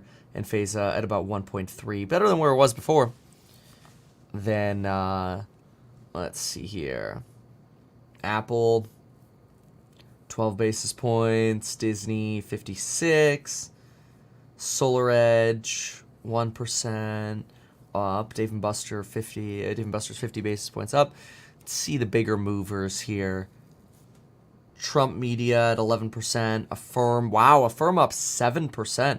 It's a pretty nice move there on Affirm and DJT, frankly. Both pretty good moves there. Coinbase still down that full 3.9%. And watching NVIDIA now try to potentially try to form a bottom here. All right. Very interesting. Let's go pop on over for a moment to the Doomers. The Doomers of the Doom. Nobody knows Doom better than the Doomberg. Immigration is still a big issue as well, right? And we saw a flood of immigration throughout the Biden presidency. He didn't really try to make any changes until the last few months. How is he going to win on that issue? Well, he's going to try to talk about the fact that he thinks what Trump wants to do in terms of immigration. Trump has even talked about deportations. He's going to try to paint that as inhumane. And he wants to remind Americans of potentially some of the rhetoric that unnerves some of the middle of America when it comes to Trump's policies. But what's going to be difficult about this debate is that, of course, it's going to be a lot of noise. You're going to have to really sift through to try to get the policy differences. Yeah. He's back from the G7 in Italy, right? You saw how Meloni, I guess, led that. What do you think about the possibility of the far right winning in France? Because it seems like she's doing an all right job in Italy. Well, I think what Marine Le Pen is trying to do is basically use the blueprint that Giorgia Meloni has set out. Basically throw enough red meat in this rhetoric domestically, but she's not a Eurosceptic, and be able to, on the international stage, work with all the players. And at this point, it's the people who were saying that Giorgia Meloni, they were trying to outcast her, saying that she's huge Eurosceptic. She's actually now the queen maker when it comes to what's going on in Brussels. This is something you see Le Pen trying to do, but what happens in France, of course, you know that President Macron is still going to be the president. So what you're going to have to see here is cohabitation if we were to see the right do well, which polling shows it looks like they're going to. I have to say, it's one of the most fascinating stories, for sure. Anne-Marie, thanks very much. Anne-Marie Horton, they are co-host of Bloomberg Surveillance and our chief political correspondent. Let's get back to the markets now for some of the price action this morning.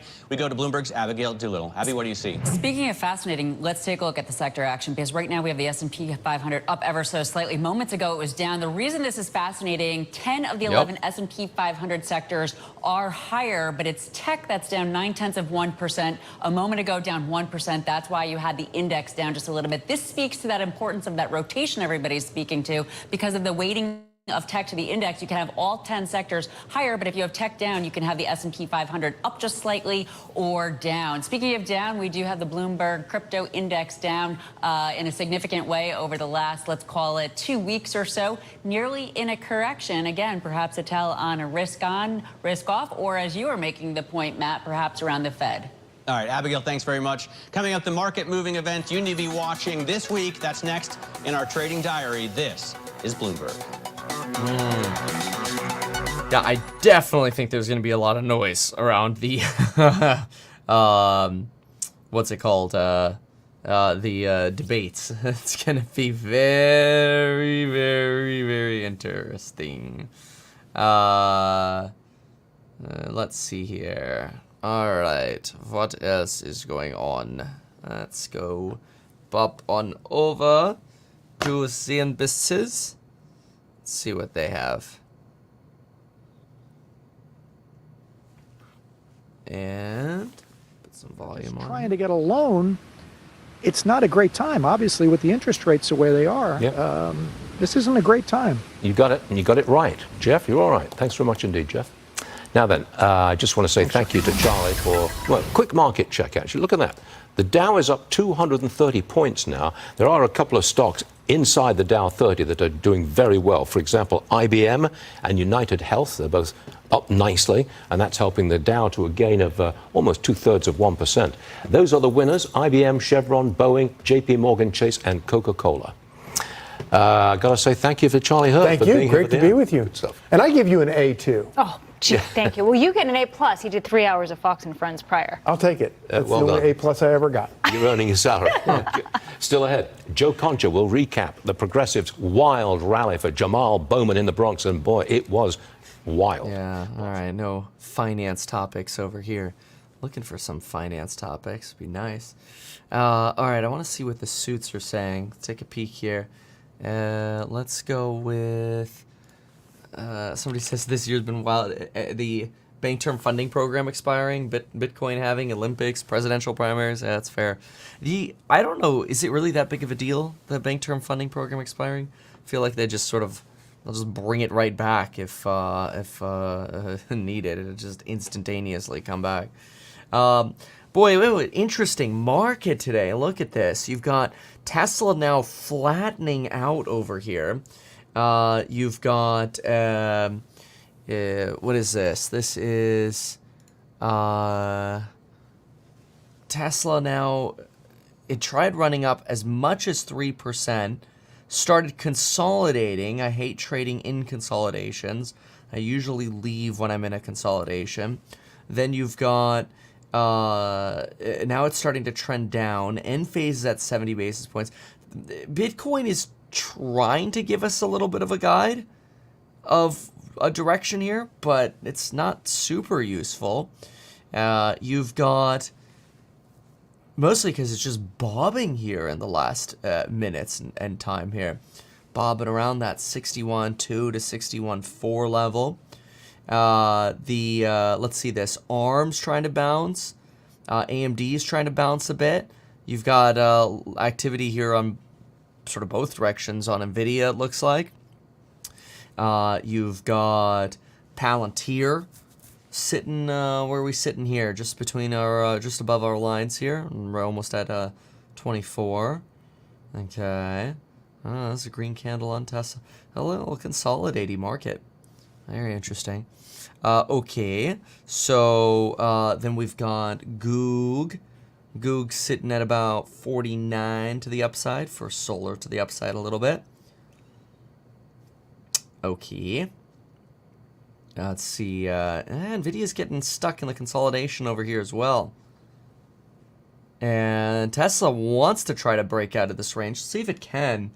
It looks like it really needs to break through the 188 level. Let's see if it can pull that off here. BTC is suggesting it really should. Somebody just donated $5 to say 23andMe is up 3%.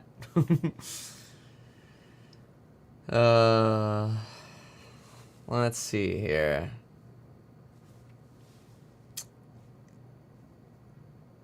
All right. Consolidation on NVIDIA too. Oh, there goes ARM though. How interesting. ARM's trying to come right back up. Alrighty. Well, let's continue.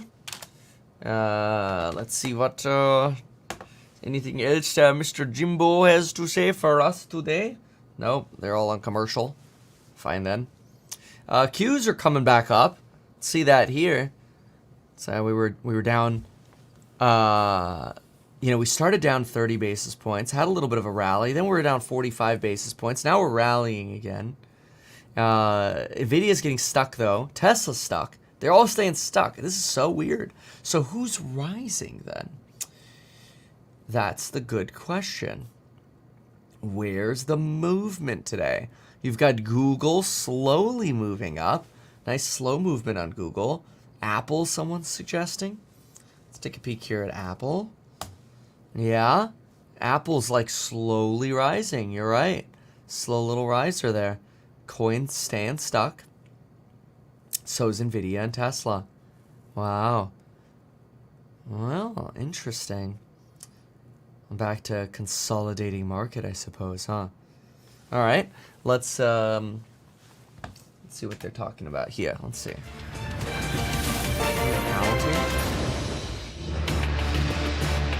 Good Monday morning. Welcome to another hour of Squawk on the Street. I'm Carl Quintanilla with Leslie Picker, Michael Santoli at Post 9 of the New York Stock Exchange. David and Sarah have the morning off. Dow's up almost 300 here as almost every sector is green. Only tech is lower today. Busy week as we wrap up Q2. PCE's on the way. Micron, Nike, a presidential debate as financials and energy lead today. And we're about 30 minutes into the trading session. Here are some of the movers we are watching. Two big healthcare stocks moving in opposite directions this morning. We'll tell you why this hour. And cocoa prices are falling, hitting their lowest level in about a month, under pressure due to concerns that second quarter global cocoa demand reports released early next month will show that record high prices are hurting demand despite today's sharp drop. Cocoa prices are still up about 85% this year and more than 140% over the past 1 year. And take a look at shares of NVIDIA under pressure after the stock's first weekly loss in 9, plus some big news involving Apple. More on the state of tech ahead on the show. Well, I'm just going to talk about. S&P is up nearly 50. Just going to talk about the EU. It's boring. As big tech continues to drive the broader markets, but there are some key risks, perhaps, underneath the rally. Mike's been looking at that over the weekend and today. For sure, Carl. I think you start from the widest angle, which is it's a bull market, and bull markets that are up this much at this point in the year tend to have a bias toward further upside follow-through eventually. So you don't want to say we're up 15%, we pulled forward all the gains, and we've already capitalized it. The issue, though, is the main debates, which might actually be coming to a little bit of a critical moment. One is on this hyper-concentration of the gains, the lopsided way this rally has proceeded. Everyone's been talking about it. Everyone's obsessed with it. And the question is, with NVIDIA coming off the boil, with the AI trade maybe cooling off, with growth over value, mega cap over small cap, getting to extremes, can we maybe relieve some of those extremes without the overall market getting hit? Last 4 or 5 days, market has broadened out. It's a lot to ask, in my opinion, to have this seamless rotation into the rest of the market, but it's happened before, so I wouldn't bet too hard against it. The other thing that's a welcoming element of that, which is the average stock hasn't been declining fast as NVIDIA and similar stocks go up. They've just been kind of churning and sitting there and going sideways for a few months. And defensive sectors are not really outperforming the way they would if the economy was showing really warning signals. The other debate to me is, is the soft landing on track? And, the market, the economy is decelerating. The U.S. Economic Surprise Index is getting a lot of attention. It is below zero. It has been showing that data have been coming in consistently below forecast. But is that just a normalization of growth, or is it something we have to worry about as the Fed basically tries to be as patient as possible before cutting rates? So PCE this week is very relevant to that piece of the debate. So it seems like the narrative has, at least in recent months, been much more focused on the growth side of the market versus the rates side of the market. If that reverses, is that something that you think could be more of a catalyst toward a sell-off, some cooling off, as you mentioned? Yeah, I think if we don't get reassurance that the underlying economic growth is still resilient, is still intact, then yes, potentially. And I think that one of the yellow flashing lights recently has been Treasury yields have come down a lot as inflation has come in a reassuring way in the last couple of reports, and yet small caps, cyclicals have not really used that as a tailwind. So you're on alert for the idea that people are worrying if the Fed's going to be too cute, really, and just wait a little bit too long. And we'll get some clarity. If PCE starts to have the market saying September's an odds-on, cut, that doesn't necessarily immediately reaccelerate the economy, but it creates a psychological buffer to say that we're not going to allow weakness to really take hold here. You think Bitcoin's a tell in any way? Yeah, I think Bitcoin's been an incredible tell for NVIDIA and the NASDAQ 100 in general. It hasn't really been a tell on inflation, on anything else that you would maybe be sold as what Bitcoin is for, but it has shown that it has modest leading properties toward the NASDAQ 100. And since the middle of last year, it's been really step for step with NVIDIA, including in percentage terms, not just directionally. And at the beginning of last week, NVIDIA had this big upside divergence relative to Bitcoin, and then it's come back. It'll stop working at some point, but for now, they've been kind of fellow travelers. That's a good one. We'll watch that. As we said earlier, one of the worst weeks of the year for the cryptocurrency. In the meantime, let's get more on the state of the markets. Our next guest does run roughly $337 billion in assets. Joining us this morning, CalSTR's CIO Chris Ailman is stepping $370 billion. That's crazy. By the end of the month, Chris, is this our last chat? I think so. I mean, I would love to come back on, but as CIO at CalSTR's, I'm done on Friday. So this is my year end. Congratulations on a phenomenal run. I wonder your view on ending the fiscal year. You think it's nice to go out strong, right? Well, I love Michael's charts, and to me, I see some comments here. Somebody's asking if I am shorting Nvidia. I wish I was going into the day, but no, I actually I played a very short-term call on it here on a bounce, since we're working on a bounce here. And was also working a call on Tesla, which then, of course, as we've seen, it started consolidating here. So as always, I send all those alerts to everybody in the Stocks and Psych group.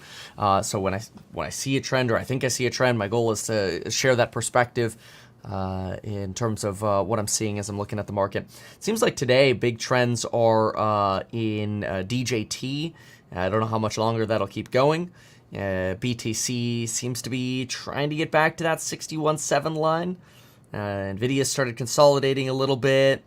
You got Amazon trying to recover. Apple, we know, is pushing up.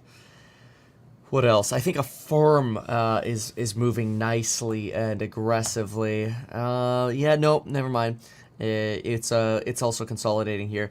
I just remembered this from a little earlier. See, it's weird. A lot of consolidating today. Like, you're getting these sort of pumps, and you're consolidating. Keep in mind, enough of the market is still trending up to where it's actually driving the NASDAQ now to a green. Gain the lead. Yeah. But Tesla actually rotating down now. Look at that. You can see, this is why I hate holding on to options when you do you go through a consolidation like this. It's not uncommon to see to see the stock come right back down after a consolidation. Google's slowly trying to move up with Apple, it seems like. These are we saw this happen on Thursday with Google. I don't know if it'll happen again, but I saw it on Thursday. Thursday, the sucker basically, the index was just slowly trying to recover. And it was like Google and Microsoft that were just like little bit at a time, like giggity, giggity, giggity, like little gains, little gains, little gains, like almost all day long. I saw that on Thursday. I'm wondering if today is going to be one of those slow days where you almost just look at like babying a stock like this all day long. You kind of cultivate it all day. And it just slowly trends up. I don't know.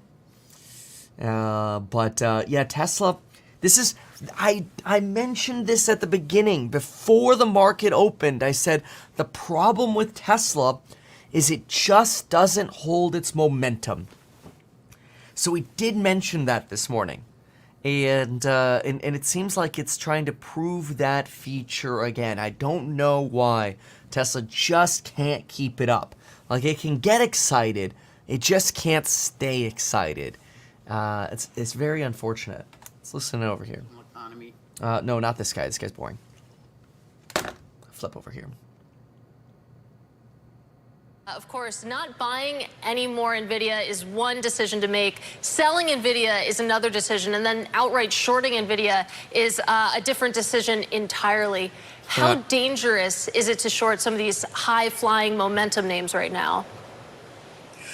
Well, I would say I would go very cautiously in terms of shorting anything that has the combination of momentum, but also very solid, very strong fundamentals. And we're going to continue to hear strengths out of AI, out of NVIDIA, out of AI adjacent names. So I would be cautious here in betting against those companies. Would you short at all? Is this a market where you can short? Okay, let's go. Knock on wood. Current trade I got's up about. I started with like a 70K trade. It's at like 80 right now with this particular one that's going. So hopefully it keeps going. I kind of think it will. But then again, sometimes you see these things flip. We'll see. It does look like Qs are pretty optimistic right now, though. And NVIDIA actually looks like it just got a little bit of a pop. Tesla's not getting that pop, though. Qs just slow melt up. That's what we're seeing right now. Not require the Fed, allow the Fed to start cutting rates for the right reasons. So I think the setup for equities actually is really, really, really positive. And then again, I refer back to my comment about the broadening out of the earnings. If we're expecting 11 to 12% earnings this year, that should really support stocks here.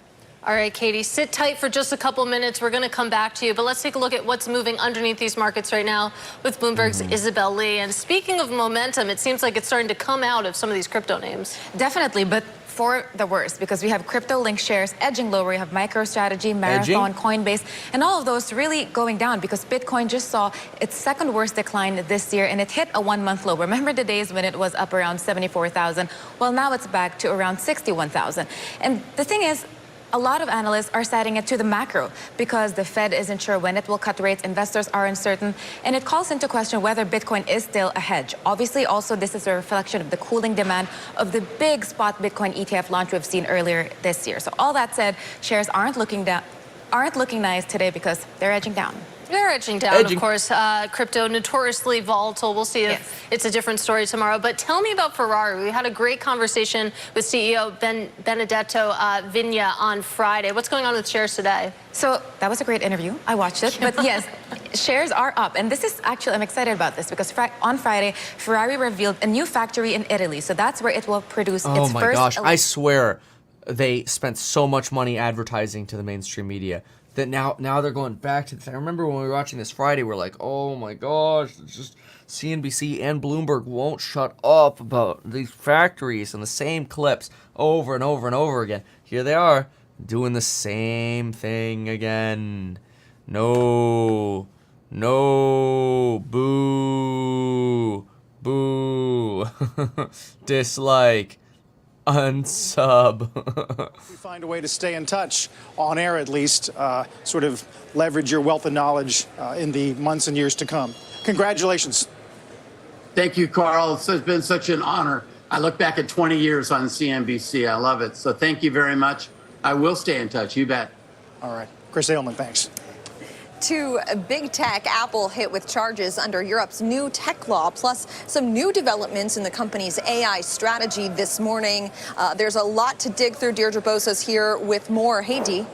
Hey, good morning, Leslie. So EU regulators, they're charging Apple with failing to comply with the DMA. That's the Digital Markets Act. It's a digital competition law that takes aim at large platforms they see as gatekeepers. In Apple's case here, which is the EU's first charge, its App Store is being accused of not letting developers steer consumers to offers outside of the store free of charge. Now, to put this in context, the DMA is different from past EU regulatory action in that it is preemptive and it could fine Apple as much as 10% of its worldwide revenue. It also underscores this idea that EU regulators have more teeth than their American counterparts, and that is already impacting Apple in other significant ways. Last week, the company said that it likely will not roll out new Gen AI features in Europe because of regulatory concerns. In a statement, Apple says that they've made changes to comply with the DMA and is confident their plan complies with it. Now, here in America, though, Apple is full steam ahead with its newly unveiled AI strategy, which could position it further as a Gen AI gatekeeper.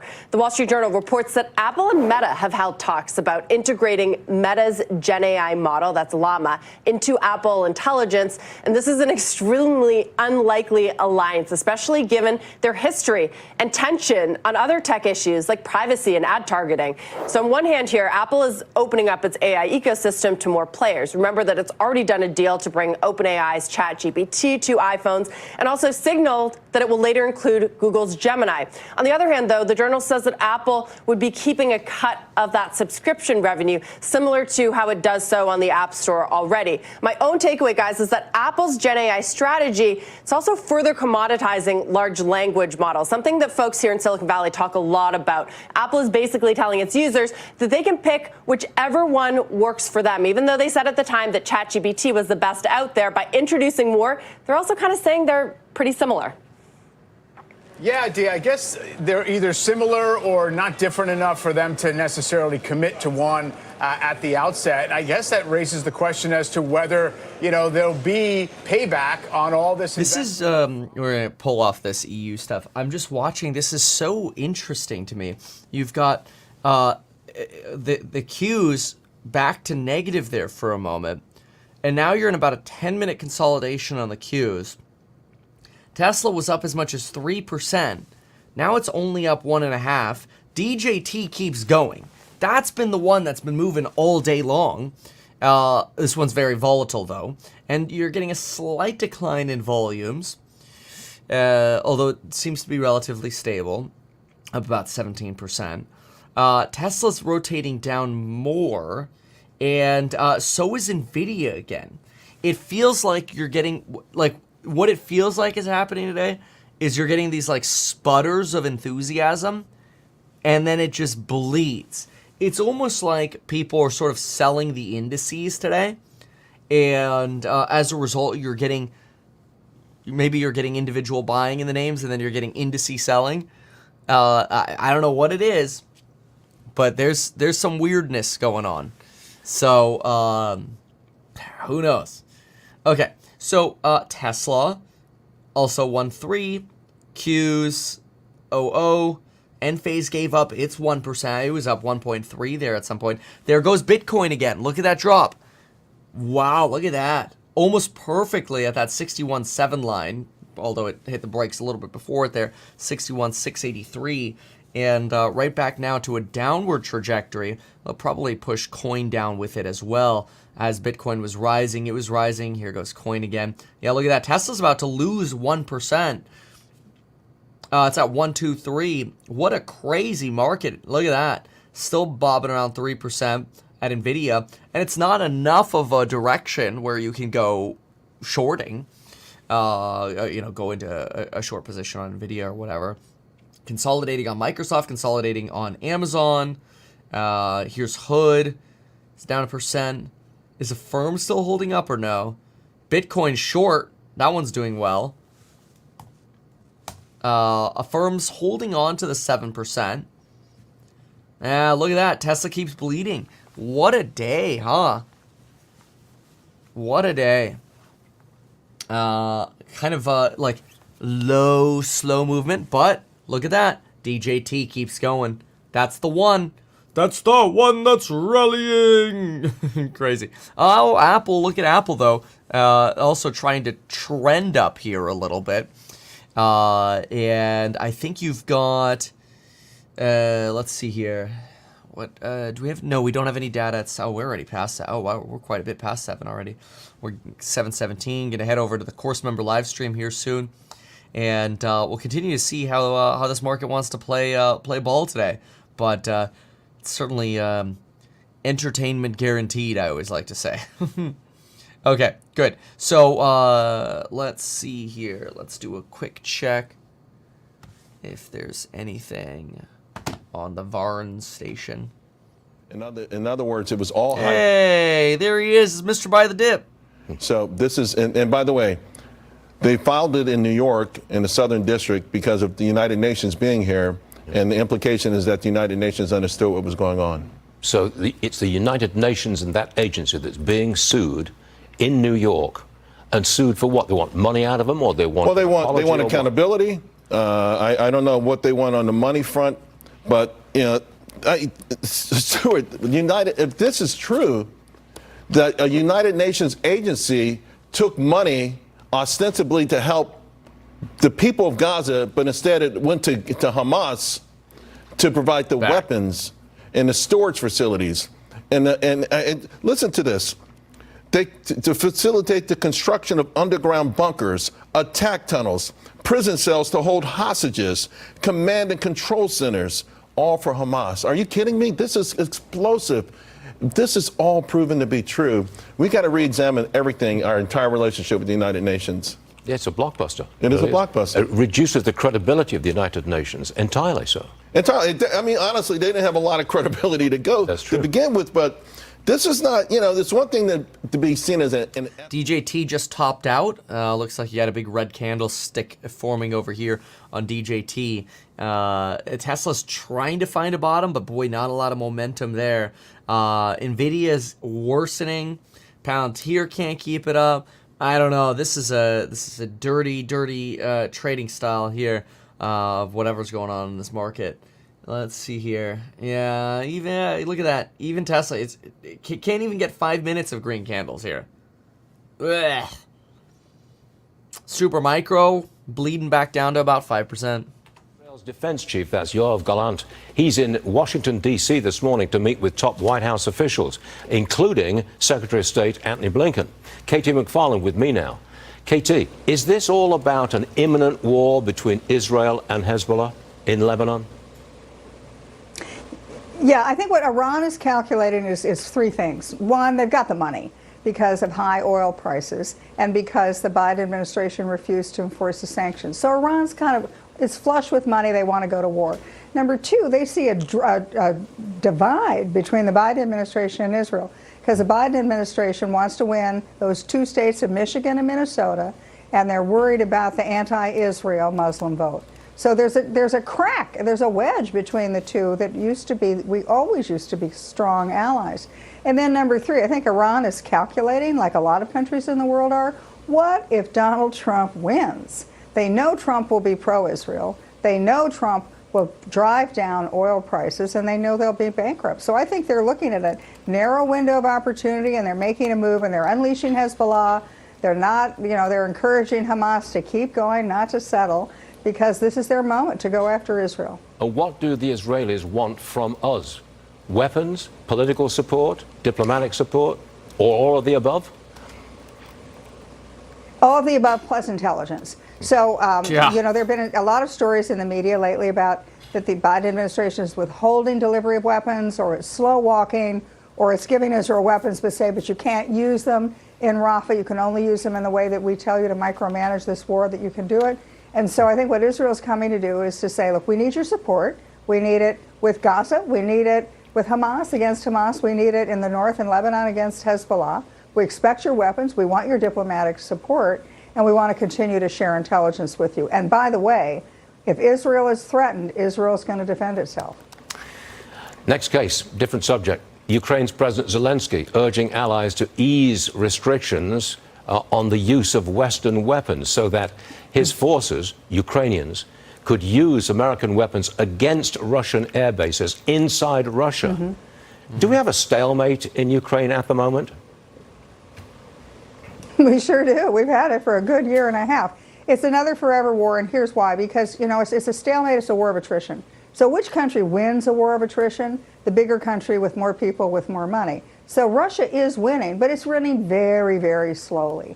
And so the request for all the aid that Zelensky wants, not only additional weapons, but to use them in a very different way against Russia, he's doing that kind of to stay even. The money that the United States has given, the $100 billion already that we've given, the $20, $30 billion that we've promised to give in the years ahead, that's really just to keep things where they are and to kind of lose ground slowly. And what Ukraine wants is to up the ante. I've just spent several trips to the Baltics and to the Eastern European, to the Russian border.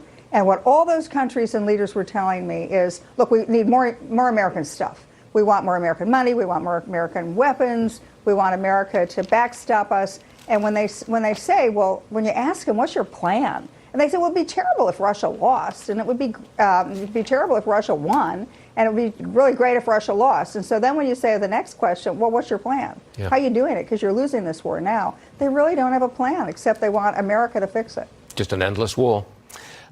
Interesting. Okay, let's pop here. Let's see what good old CNBC can give us. Risks are rising that I suppose that the weakness in the labor market will reach that threshold that you focus on that suggests that it's further upside from there. In other words, just saying, oh, we have a structurally tight labor market and unemployment is only 4% is not much of a comfort.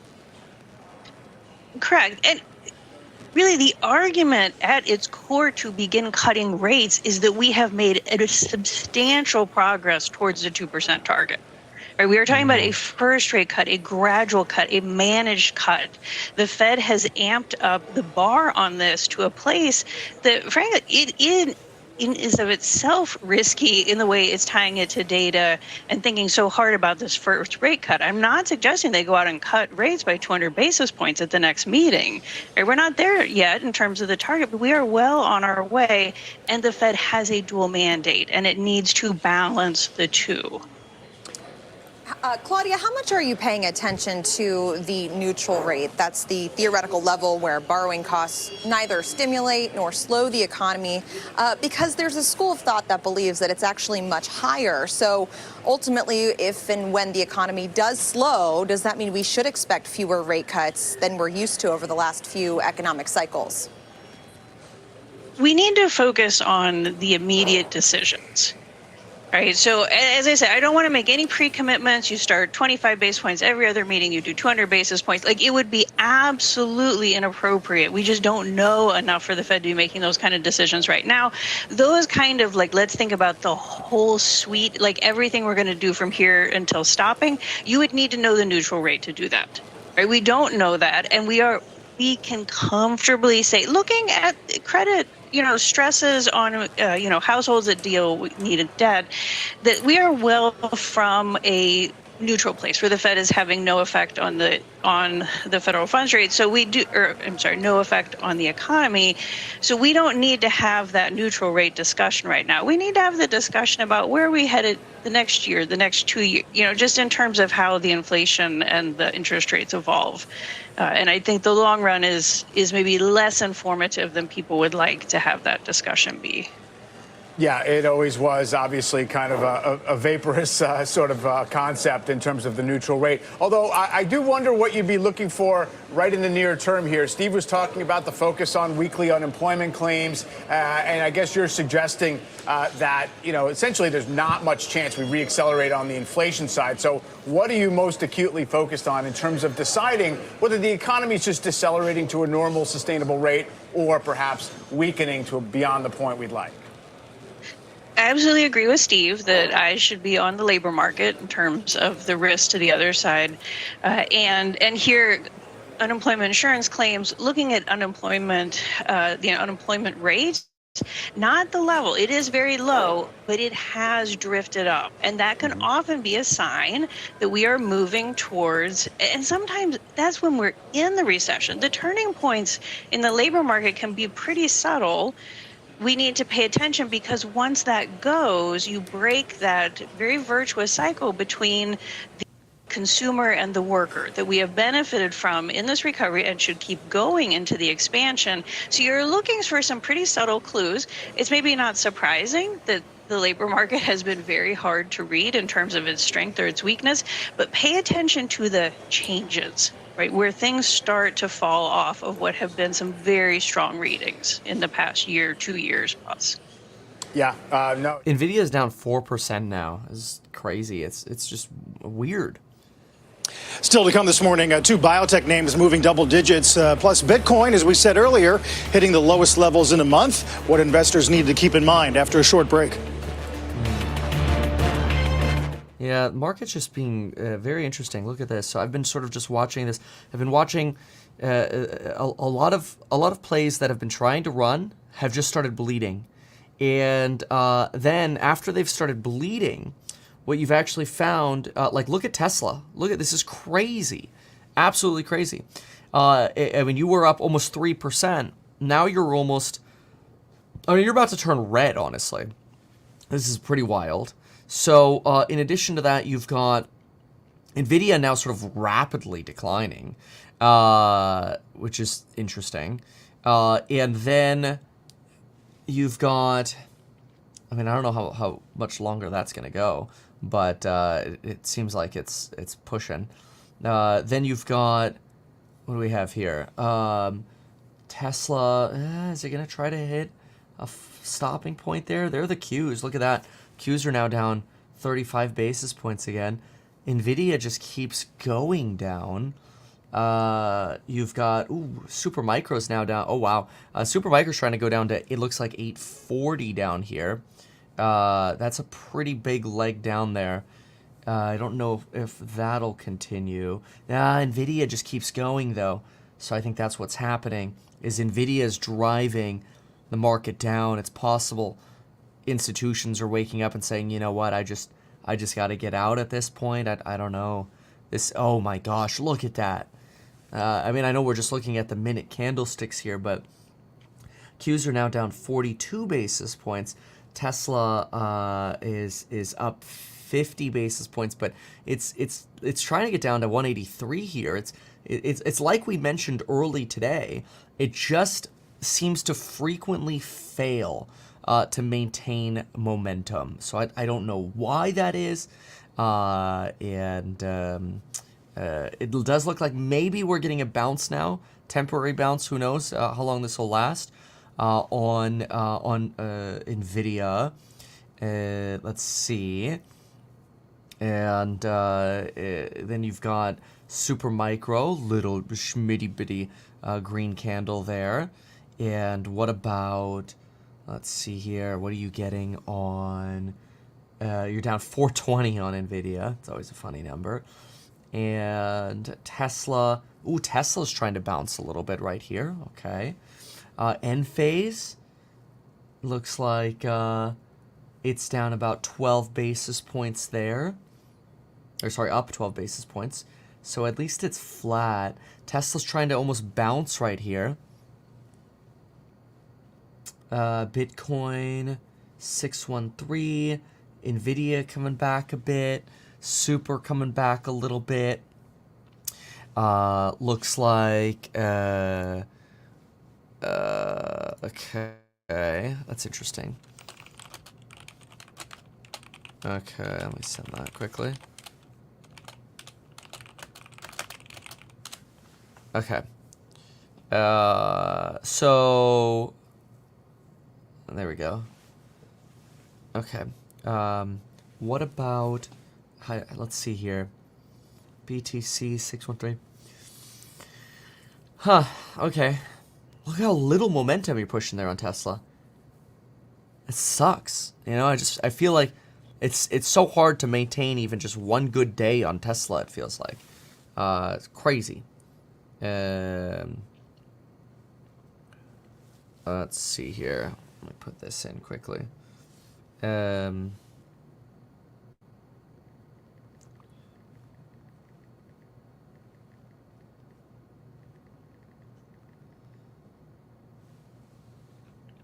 All right, I'll handle that in a sec. All right. Yeah, Apple's the only one that seems to want to keep going. How about DJT? It was up as much as 20% there for a moment. No, even that topped out. Yeah, looks like Nvidia wants to revisit that direction. The down direction. Oh, crazy day. Anyway, as always, you already know this probably, but we had a great weekend. Ben Malo was there. Kathy Wood was there. We'll see if we can post some clips from the events. It should be fun. And we got a coupon expiring for the programs on Building Your Wealth and my buy-sell alerts. When I see a trend or I think I see a trend, no guarantees to make money. It's just a way to help you learn and spot things the way that I try to spot things. And check those out over mekevin.com. Coupon will expire on Friday on those. And for now, we're going to push the button. Even though I'm a licensed financial advisor, real estate broker, and becoming a stockbroker, this video is neither personalized financial advice nor real estate advice for you. It is not tax, legal, or otherwise personalized advice tailored to you. This video provides generalized perspective, information, and commentary. Any third-party content I show should not be deemed endorsed by me. This video is not and shall never be deemed reasonably sufficient information for the purpose of evaluating a security or investment decision. Any links or promoted products are either paid affiliations or products or services which we may benefit from. I personally operate and actively manage ETF and hold long positions in various securities, potentially including those mentioned in this video. However, I have no relationship to any issuers other than HouseHack, nor am I presently acting as a market maker. Yeah, Trump media is getting stuck there. It got rejected at 20%, and it looks like that keeps going right now, 16.5. Anyway, folks, there you go. Thank you so much for being here, and we'll see you in the next one. Goodbye and good luck.